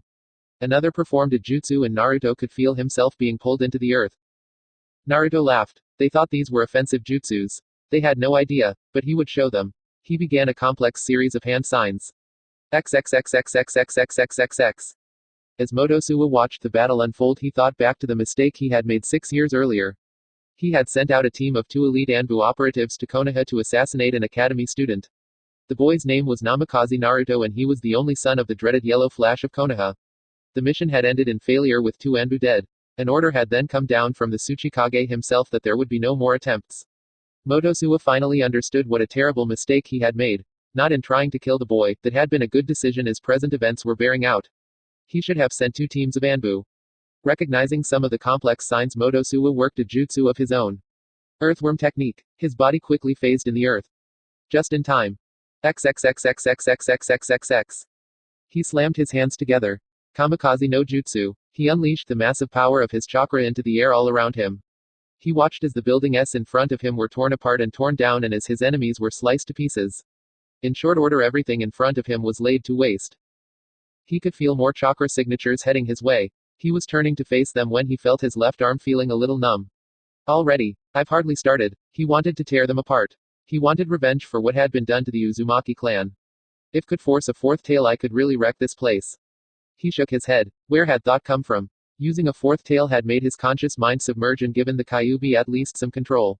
He would never let that happen again. He looked about at the destruction that he had caused. He had gotten some revenge for the Uzumaki. I can't stay and fight to the end, that really would be suicide. I need to go so I can catch up to everyone. His red eyes glinted and his fanged teeth turned up in a smile. But I'll leave something behind to cover my retreat. He worked some hand signs. Kage Bushin no Jutsu. 500 red chakra clones came into existence. He was glad that he only felt a little tired. He'd be able to hold on to the red chakra cloak for a little while as he escaped.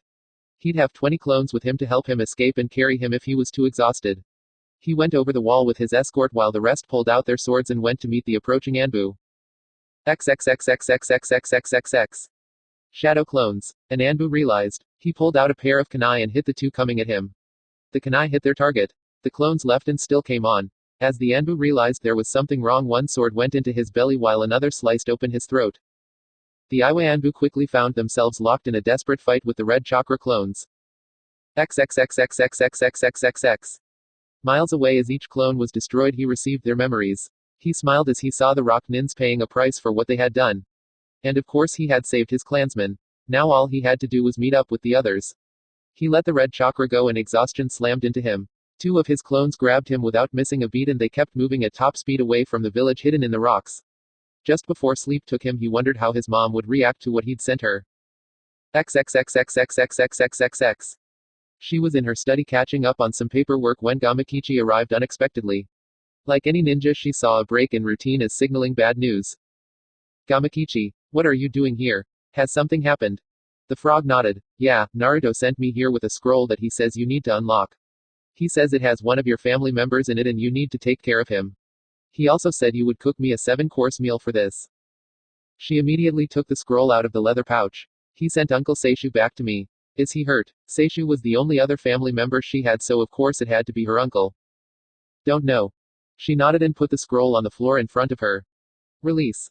In a puff of smoke, a man was standing there in front of her who was definitely not her uncle. The poor man looked shocked and bewildered. That he was in poor shape was obvious. She could see the outline of his ribs through the rags he was wearing. Whoever he was, he'd clearly been poorly fed. She could also see scars on his arms and legs. What had happened to this poor man? And why had Naruto said he was family? She looked closely at his face and suddenly gasped. It took him a moment to adjust to his new surroundings. There, standing in front of him, was a woman dressed in the red and black of the Uzumaki. She had ridiculously long red hair now, but her face was the same. He smiled at her. Hey Kuki, been a while. He said softly, trying to choke back sudden tears. Urusai. She rushed forward and wrapped her arms around her brother. 61. The Shodai's Law. The Tsuchikage stood on a roof in the western end of his village and was overlooking the destruction. The sight reminded him of many from the Third Great Ninja War. Several blocks had simply been flattened. The buildings that had stood there were reduced to rubble, and through the streets there were still bodies lying where they had fallen. The battle, for that was what it had been over for about an hour. Many of the dead had been recovered and the wounded had either been treated on the spot or evacuated to the hospital. Near the center of the battle zone, the bodies had been collected and put into neat rows and covered in white blankets. All the dead and wounded were his people. The enemy had done all of this and then simply escaped. He had seen such one-sided defeats before. Back in the Third Great War when they had fought him, the Tsuchikage felt a familiar presence approach him. Report, the Tsuchikage ordered coldly. Motosuwa replied calmly. Estimates are about 150 dead, with the number likely to rise. We have about twice that number wounded. Nearly all casualties were from the ranks of the Anbu. And the traitor. It was Nudoru. Jiraiya and his other companions were able to effect his escape prior to the fight erupting. The Tsuchikage turned and looked at him angrily. Fight. This was no fight. He waved at the scene below. This was a full-scale battle within our very walls. And you say the Yellow Flash's son did this? Motosuwa nodded. That is what he claimed, and given the chakra he possessed, there seems no room for doubt. He stared at the small man. We had the son of the Yellow Flash here within our very midst and did not even know it. I would call that a rather severe failure of our intelligence department. Wouldn't you agree? Motosuwa nodded and bowed. I admit it was a failure and accept the responsibility. The Tsuchikage tightened his fists angrily. We had it in our power to end the Namikaze line once and for all with a cup of poison. Instead we have this. Tell me, why did the Namikaze attack us if the traitor had already been freed? Was this some type of distraction or was it a deliberate act of war? Neither. I believe this was done to liberate a prisoner. Tsuchikage looked at him in surprise. What prisoner? An old war prisoner who had been confined to the quarries, one Uzumaki Shinzo. An Uzumaki. Why in Kami's name would the son of the Yondaime go through so much trouble for a dead clan from Whirlpool? Motosuwa swallowed before answering. It appears that his mother, Namikaze Kushina, may have been the prisoner's sister. The Tsuchikage stared at him with cold, unbelieving eyes. His mother is an Uzumaki. And how did that little piece of information slip past you? Motosuwa replied in a small voice. Her maiden name was not recorded in any public documents in Konoha. It is well known that she wears a Whirlpool Hittite, but her clan was not known to us. I only realized the connection due to certain statements made by the prisoner and a visitor he had from Jiraiya's party. If you had realized this a bit sooner, it might have helped. For the first time you disappoint me. Motosuwa could only nod. I humbly apologize to you, Tsuchikage-sama. The Tsuchikage's hand turned to diamond. In a flash he struck and tore out his spy master's throat. Motosuwa grabbed the bloody gash and collapsed sputtering to the rooftop. Apology accepted. With a kick he sent the still gasping body off the roof and down to the alley below. It's a shame, but such a failure cannot be forgiven. With a motion of his hand another man appeared to the Tsuchikage's right. He was in an Anbu mask and bowing. You have just been promoted to Kuya, congratulations. Thank you, Tsuchikage-sama. I shall do my best to not disappoint you. The Tsuchikage nodded. That would be wise. Now, how many Anbu remain effective? A little over 200. Takuya replied immediately. Do you wish us to mount a pursuit after the Namikaze? The Tsuchikage looked at him with disappointment. Of course not. After this display I would not pursue him with anything less than an army. Takuya nodded and tried to hide his relief. Is it your will to declare war on the Leaf Village for this action? Certainly it is more than reason enough to begin a war. No. The Tsuchikage shook his head violently. I have no intention of starting a war against a village that has him on its side. Takuya phrased his next question carefully. Then you will ignore what happened here tonight. The Tsuchikage said sharply. I never said that. There are ways to harm an opponent short of open war. He turned around. Here are my orders. Announce that as of now we are breaking diplomatic relations with the Leaf Village and declaring an embargo. All Fire Country merchants in Iowa must depart within 24 hours. None of our merchants are permitted to travel to Konoha or purchase their goods. Takuya nodded gravely. Hi Tsuchikage-sama, that certainly sounded serious, but in fact the two villages barely traded with one another. A boycott would do little to the economy of either village. Breaking off relations might make the Leaf Nins a bit worried though. It did have an ominous ring to it. Also I want bounties placed. 1 million for Nudoru, 5 million for Jiraiya, and 15 million for Namikaze Naruto. You mean to place a bounty on one of the Sannin? Takuya said in surprise. That's right, the Tsuchikage replied. Had he merely helped the traitor escape we'd have ignored it. But the Namikaze was clearly under his direction and so we will place a bounty on him. We will also issue kill-on-sight orders for him and Nudoru should they ever be spotted in Earth Country again. And what of the Namikaze? The Tsuchikage let out a resigned sigh. Issue a retreat-on-sight order. Also change his ranking in the bingo book from a to S rank. Hi Tsuchikage-sama, neither of them mentioned the importance of that decree. In the whole history of Iowa only one enemy had ever been given a retreat-on-sight order.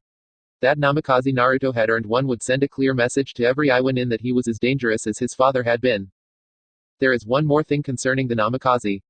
Yes Tsuchikage-sama. Let us see if we can find some allies to help us deal with him. The Tsuchikage smiled. He intended to put an end to the Namikaze line one way or another. XXXXXXXXXX. 3 days later.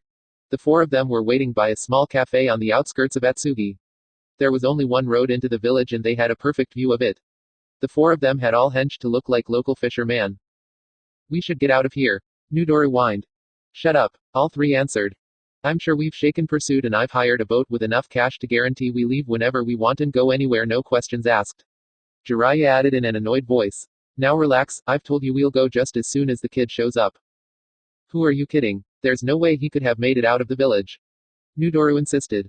Shut your mouth or I'll shut it for you. Seishu snapped. Naruto definitely got out and he will definitely get here. Don't try and get angry at me just because you sacrificed one of your own. Losses are inevitable and on high-risk missions they have to be expected. Nudoru trailed off as he felt killer intent from all three of them. Especially from Seishu who was gripping his sword. I'm not in the mood to listen to any more complaints from you. Jiraiya stated harshly. I need to get you back to Konoha alive. Gagged or unconscious will do fine. Nudoru wasn't ready to give up yet. Wasn't the whole reason you came to Iowa to get me safely out? Well, I won't be safe until I'm in Konoha. So why are we delaying?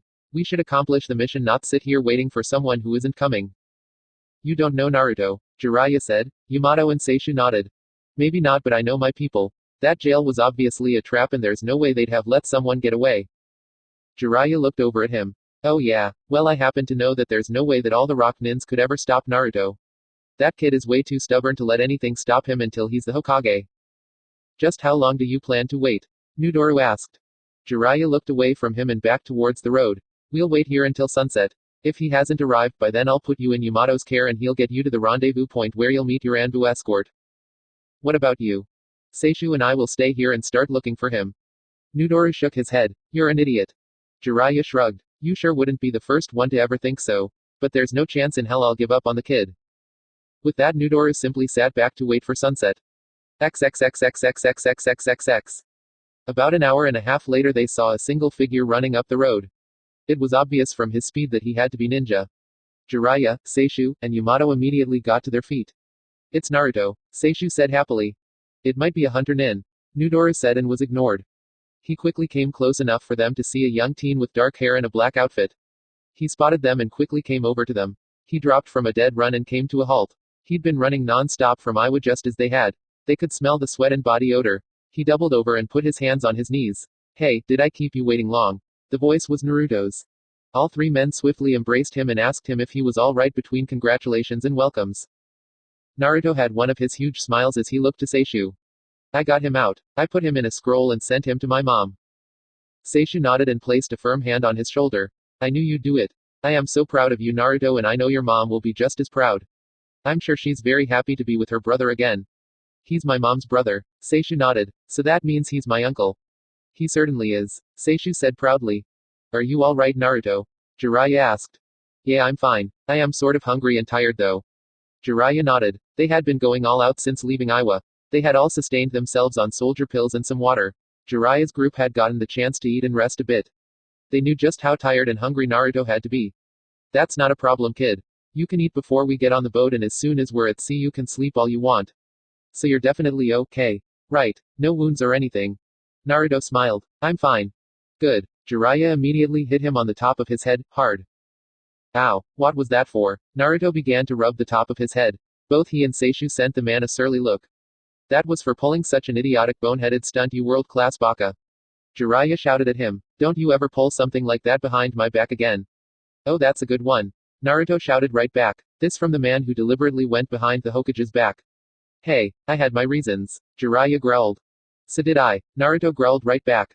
You did, Naruto. Seishu stood beside him and helped him glare at Jiraiya. I am damn proud to call you my grandnephew, and I have never known a better ninja or person. Naruto sent him a wide smile. Thanks, granduncle. Don't encourage him to take stupid risks. Jiraiya stated. Look who's talking. Seishu shot back. I hate to interrupt. Yamato spoke up. But how about we get Naruto some food and then get on the boat? Jiraiya grunted. Fine, but we'll be talking about this more later. Fine. Feeling starved, Naruto headed towards the cafe and his first meal in 3 days. Yamato looked to Jiraiya. Now that he's back, I'll be sending the Hokage a full report on the mission. Jiraiya sighed. I know. I just hope she decides to let me live. A few hours later, they were out on the ocean, well out of sight of land. Naruto was curled up in a tiny bunk below the deck. Jiraiya sat down in a rickety chair by the edge of the bunk. He calmly felt the ship rock back and forth. They had dispelled their henges as soon as they were out to sea.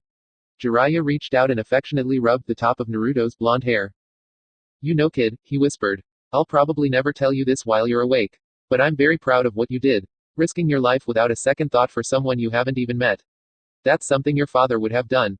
Kid, in all the ways that really matter, you are already every bit as great as Minato was. And I know that when you're the Hokage, you will be the greatest of them. He chuckled softly. But you had better be sure to give me some of the credit. Naruto opened a single eye and grinned. It's a deal, pervy granddad. Jiraiya stared at him for a moment.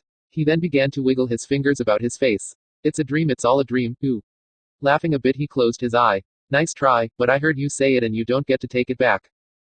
XXXXXXXXXXX. 1 week later. Tsunade grinned as Kushina and her brother entered her office. She thought he looked much better than he had. He'd certainly gained some weight. Kushina had called her immediately to check his health. It was stunning to actually get to meet her brother Urusei after she'd heard so many stories about him. She'd found him in good health save for his malnutrition. She'd given Kushina a list of foods to help him return to health and had then listened to his story of being rescued by Seishu and a mystery ninja who claimed to be family. It was obvious who the mystery ninja was. As they had talked, they had made some plans for the immediate future. Kushina and her brother both bowed to her. Hokage-sama, thank you so much for granting the request of my brother Uzumaki Shinzo to re-establish the Uzumaki clan here in Konoha. Tsunade smiled. Shinzo. I thought his name was Urusei. She couldn't resist teasing her friend just a little. Kushina looked embarrassed while her brother looked mildly amused. So you referred to me by my nickname, huh? He asked her in slightly mocking tones. Hey, everyone called you that, even Uncle Seishu. The only people who never used it were Mom and Dad. Kushina said defensively. He grinned. That's all right, Kuki, I forgive you. He had a too innocent expression on his face. Kuki. Tsunade smiled. Kushina looked at her older brother with real annoyance. You know I hate that name. Her chuckled. Fine, you stop calling me, shut up, and I'll stop calling you Kuki. Fine, she agreed.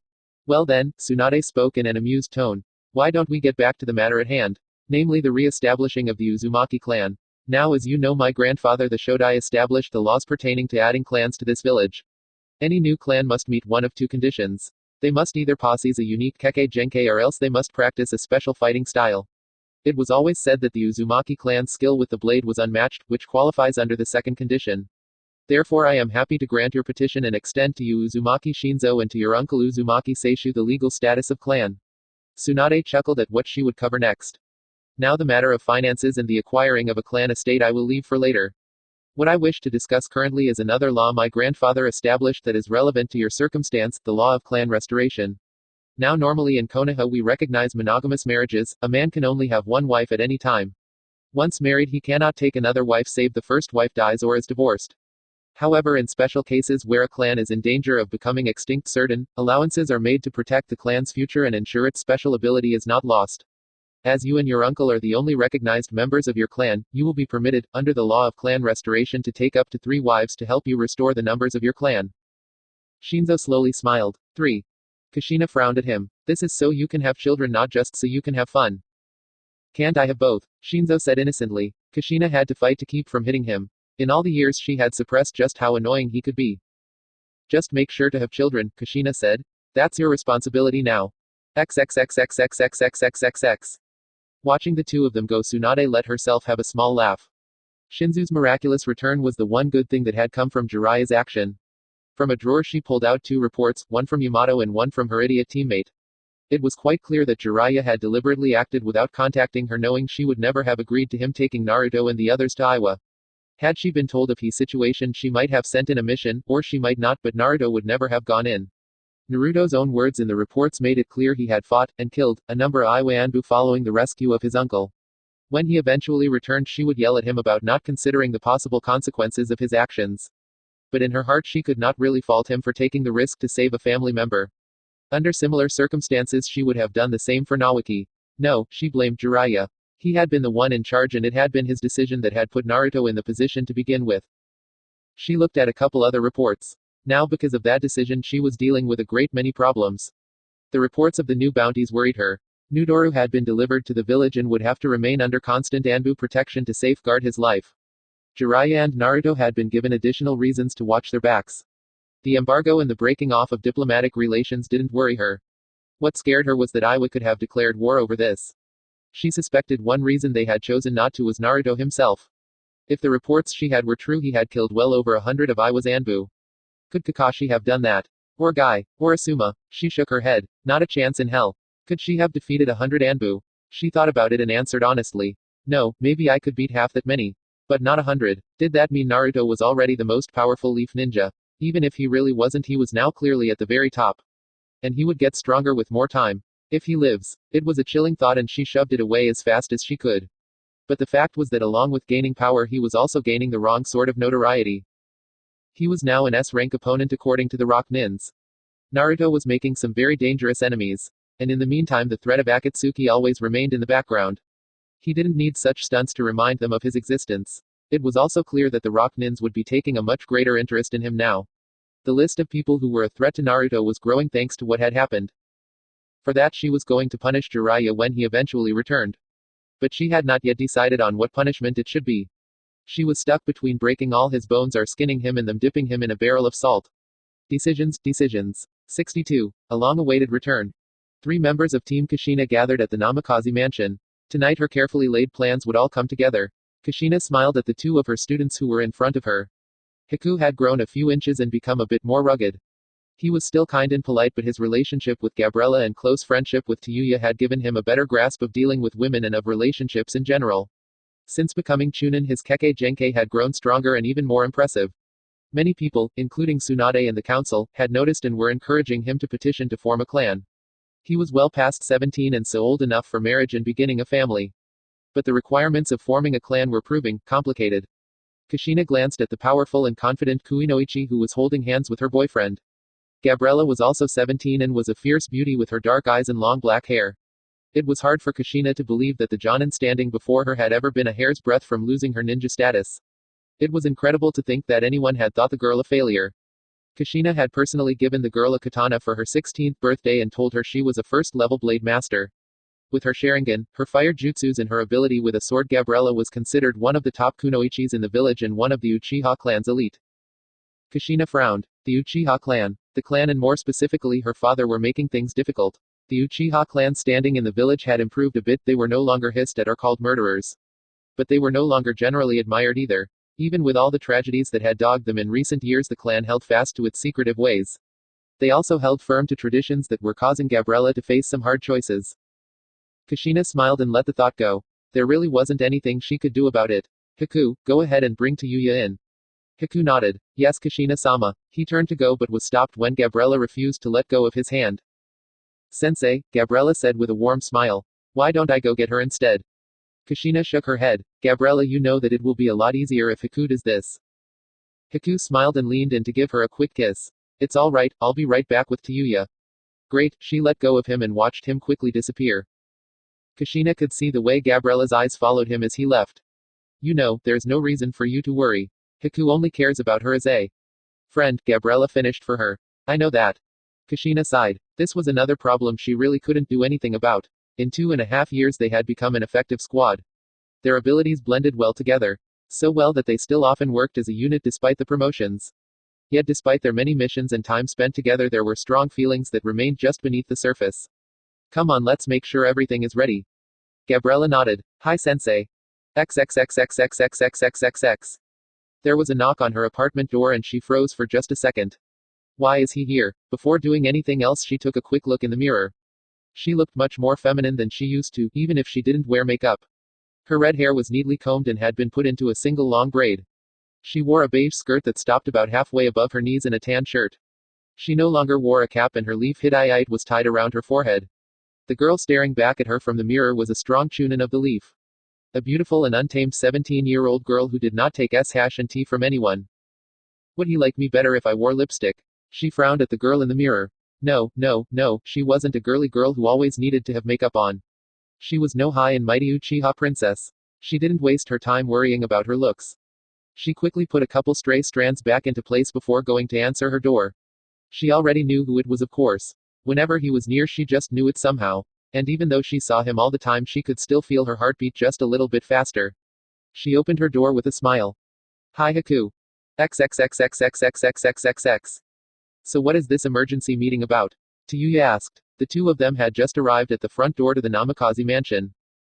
I can only tell you that it is a matter of great importance to Kushina and myself. Haku answered truthfully. Tayuya shrugged and they went in through the door. Surprise! A loud shout from many voices greeted them and Tayuya jumped back just a bit. There in the parlor was a small crowd of people and a large banner that read, Happy 17th birthday Tayuya. Happy birthday Tayuya, Haku said to her. Thanks, I guess. Kushina came up to her with a great smile. Happy birthday. Tayuya tried to hide her discomfort as best she could. Thank you sensei, but didn't I tell you I never celebrated my birthdays? Not even when I was little and still with my mom.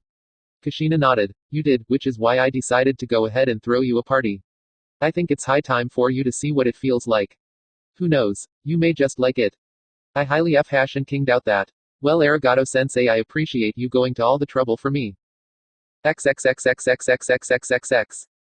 People came up to her and wished her a happy birthday. She smiled and endured it as best she could. Even after all this time in the Leaf Village and getting to know so many different people she was really only close to three, Haku, Kushina, and Alyssa. There was music playing and the dining room was filled with food and drink. The birthday cake had not been put out yet. Tayuya decided to try and hang back and watch the festivities. XXXXXXXXXX. A little 11-year-old girl in a pink dress and her hair done in 2 braids with pink ribbons ran up to her. Happy birthday Tayuya-chan. Thanks Alyssa-chan. Tayuya really liked the little girl. Even if she did care too much for pink. She bent down and gave the little girl a hug. How are you doing, sweetheart? Alyssa had a huge smile and was bouncing up and down. Great. I love birthday parties. Well, that at least makes one of us. XXXXXXXXXX. Hinata sought out Kushina after delivering her birthday wishes to Tayuya. She wasn't close to the girl but had still come as a friendly gesture. Looking on the crowded dance floor, the 15-year-old beauty sighed a bit. There were many couples dancing together. Her best friend Ino was dancing with her boyfriend of over a year, Akamichi Choji.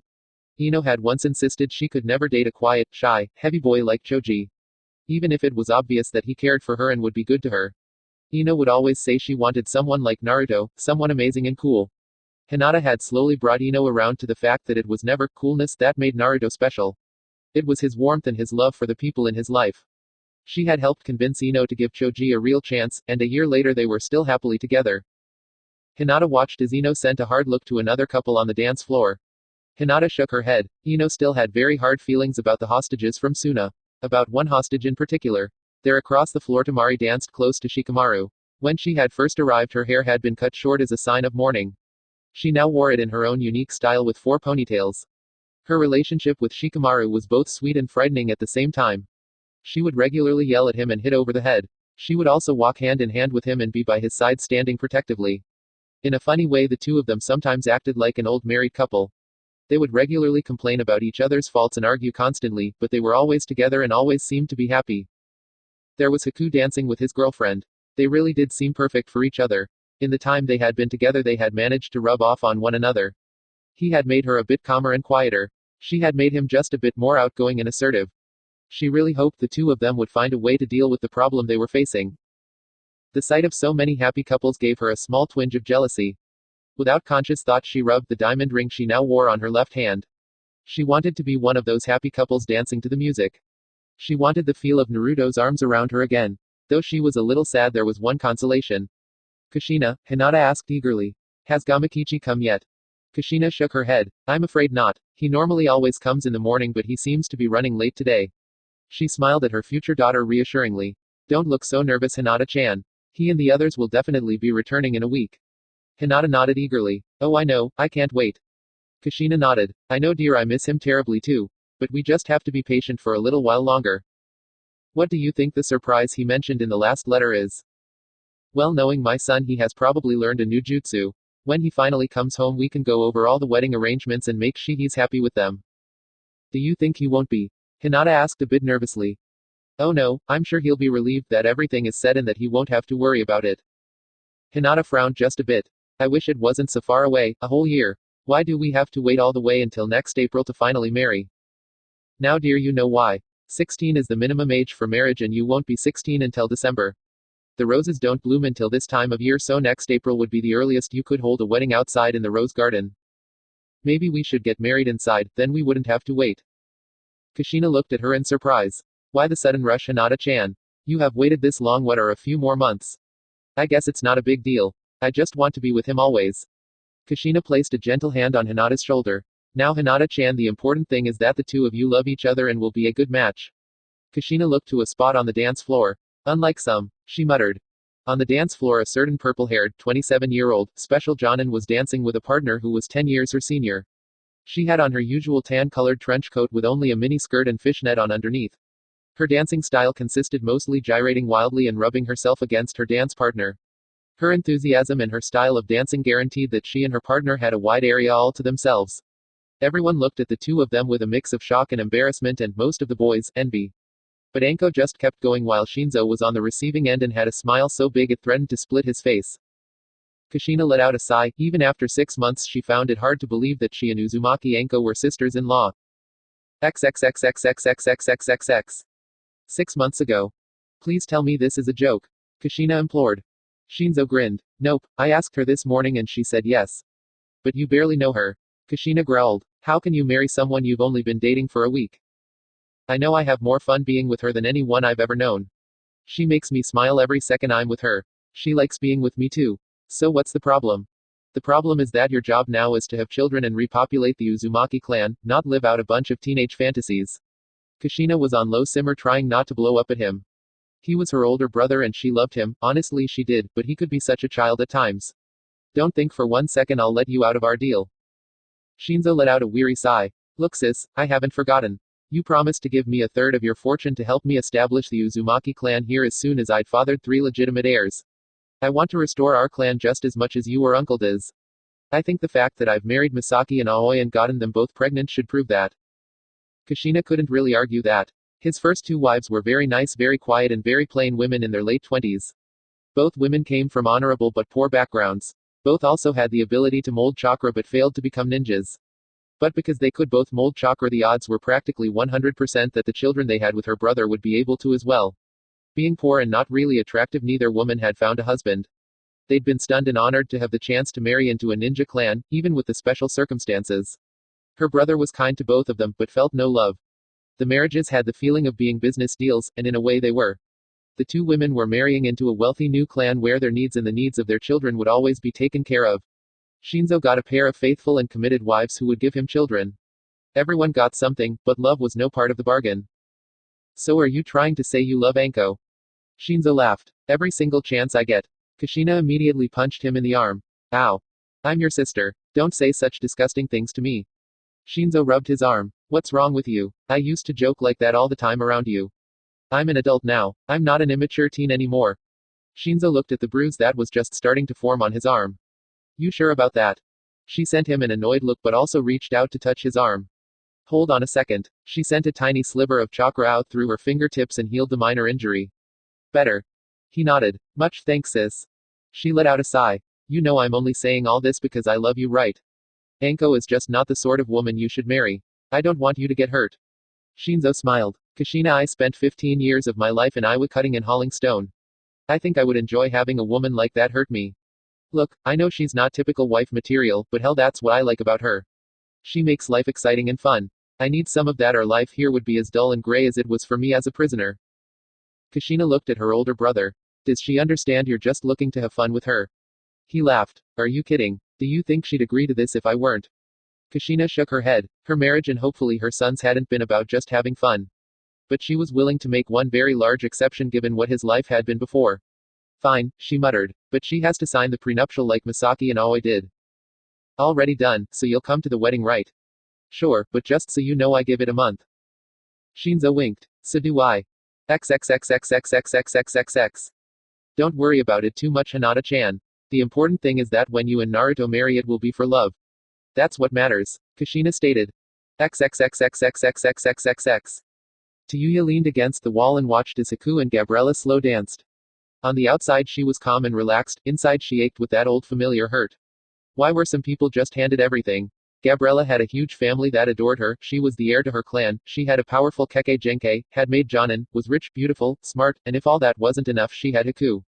The bitch was AF Hashin Kin princess. So why did she also have to get the one guy that Tayuya felt something for? It wasn't fair. Out of nowhere a big smiling face popped up in front of her. Hey baby, did you miss me? Tayuya gave the annoying boy a flat look. No, and you smell like wet dog. Kiba laughed and leaned in just a little closer. Me and Kakashi just got back from a rank all the way out in Waterfall. Sensei wanted to take it easy and get here tomorrow morning, but there was no way I was missing your party. I even got you a special present. His smile suddenly became a leer. If you got me panties, I swear I will shove them down your throat. She saw his smile slip. F sharpened king figures. Why do you have to be so mean to me? Kiba complained. I'm just trying to be nice to you. She sneered. Yeah right, I know what you're trying to do. And by the way, she reached out and grabbed his chin, jerking it up a bit so they were on the same eye level. I'm up here. Kiba grinned, feeling a bit embarrassed but not really put off. Let me take you out sometime. No. But why not? It's not like you have a boyfriend. Her face got a little hot at the mention of a boyfriend. She pushed him back and he was forced to take a couple steps away from her. I'll tell you why not. Because you're just like every other boy I've ever met. Except for Haku. You're just a dog in heat. You only want one thing, and the only reason you keep after me is because like a dog you love the chase. If I ever gave you what you wanted, which I never will, you'd forget about me and chase someone else. Kiba couldn't help but laugh. Well, I do like the chase, that's true. But I don't think I could forget about a girl like you. She really was incredible, with a firm athletic body and curves in all the right places. He'd been with a few girls, and he was willing to admit that the fact that she was hard to get only made him want her more. Just give me one chance, I promise you won't be sorry. She looked past him to where Haku and Gabriella were dancing. Forget it, you're just not my type. XXXXXXXXXXX. The cake was brought out. On top of it were a couple of wax candles in the form of a 1 and a 7. Make a wish and blow out the candles, Alyssa said excitedly. All right. Tayuya smiled, she knew exactly what she wanted. She blew the candles out. What did you wish for? Haku asked. She can't tell you or it won't come true, Alyssa declared. Tayuya grinned and gave Haku a little shrug. You heard her. XXXXXXXXXXX. The party was still going on inside, but the two of them had managed to sneak out unnoticed. It was April and the night air was just a little chill.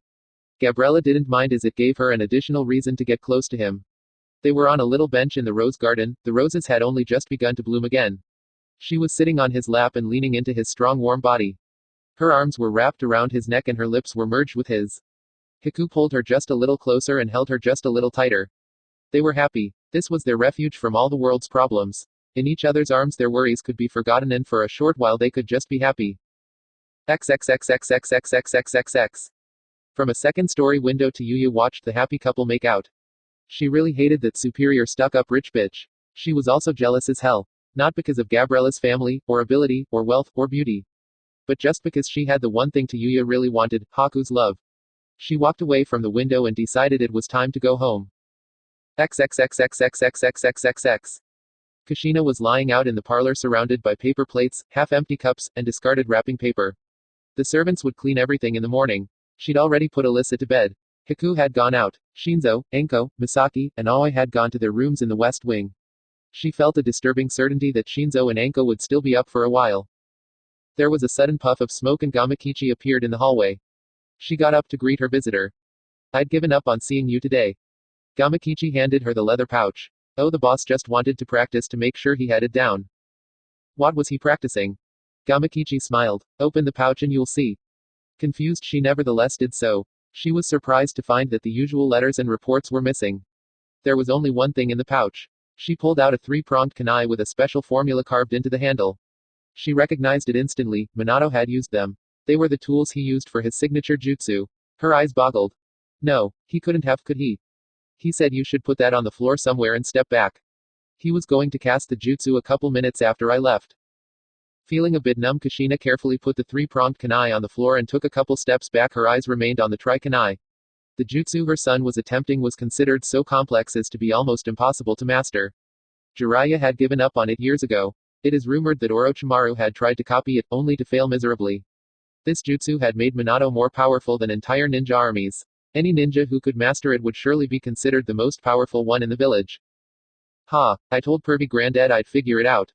Out of thin air he'd appeared. She saw a much taller and more muscled 15-year-old Naruto standing in front of her. He was wearing his Hidayite across his forehead and had on the red and black Uzumaki battle suit. Seeing his mother, Naruto gave her one of his huge smiles. Hey mom, I wanted to surprise you and show you that I finally figured out how to make the Hiraishin no Jutsu work. Pretty cool, huh? He stood there waiting for her reaction. His mother, however, was just standing there with her jaw open staring at him. He found the lack of a reaction sort of disappointing. Mom, don't I even get a hug? That seemed to finally snap her out of it. She put her arms around her son and hugged him for all he was worth. It was a little shocking to her to see he was now as tall as she was. He had changed some, no doubt.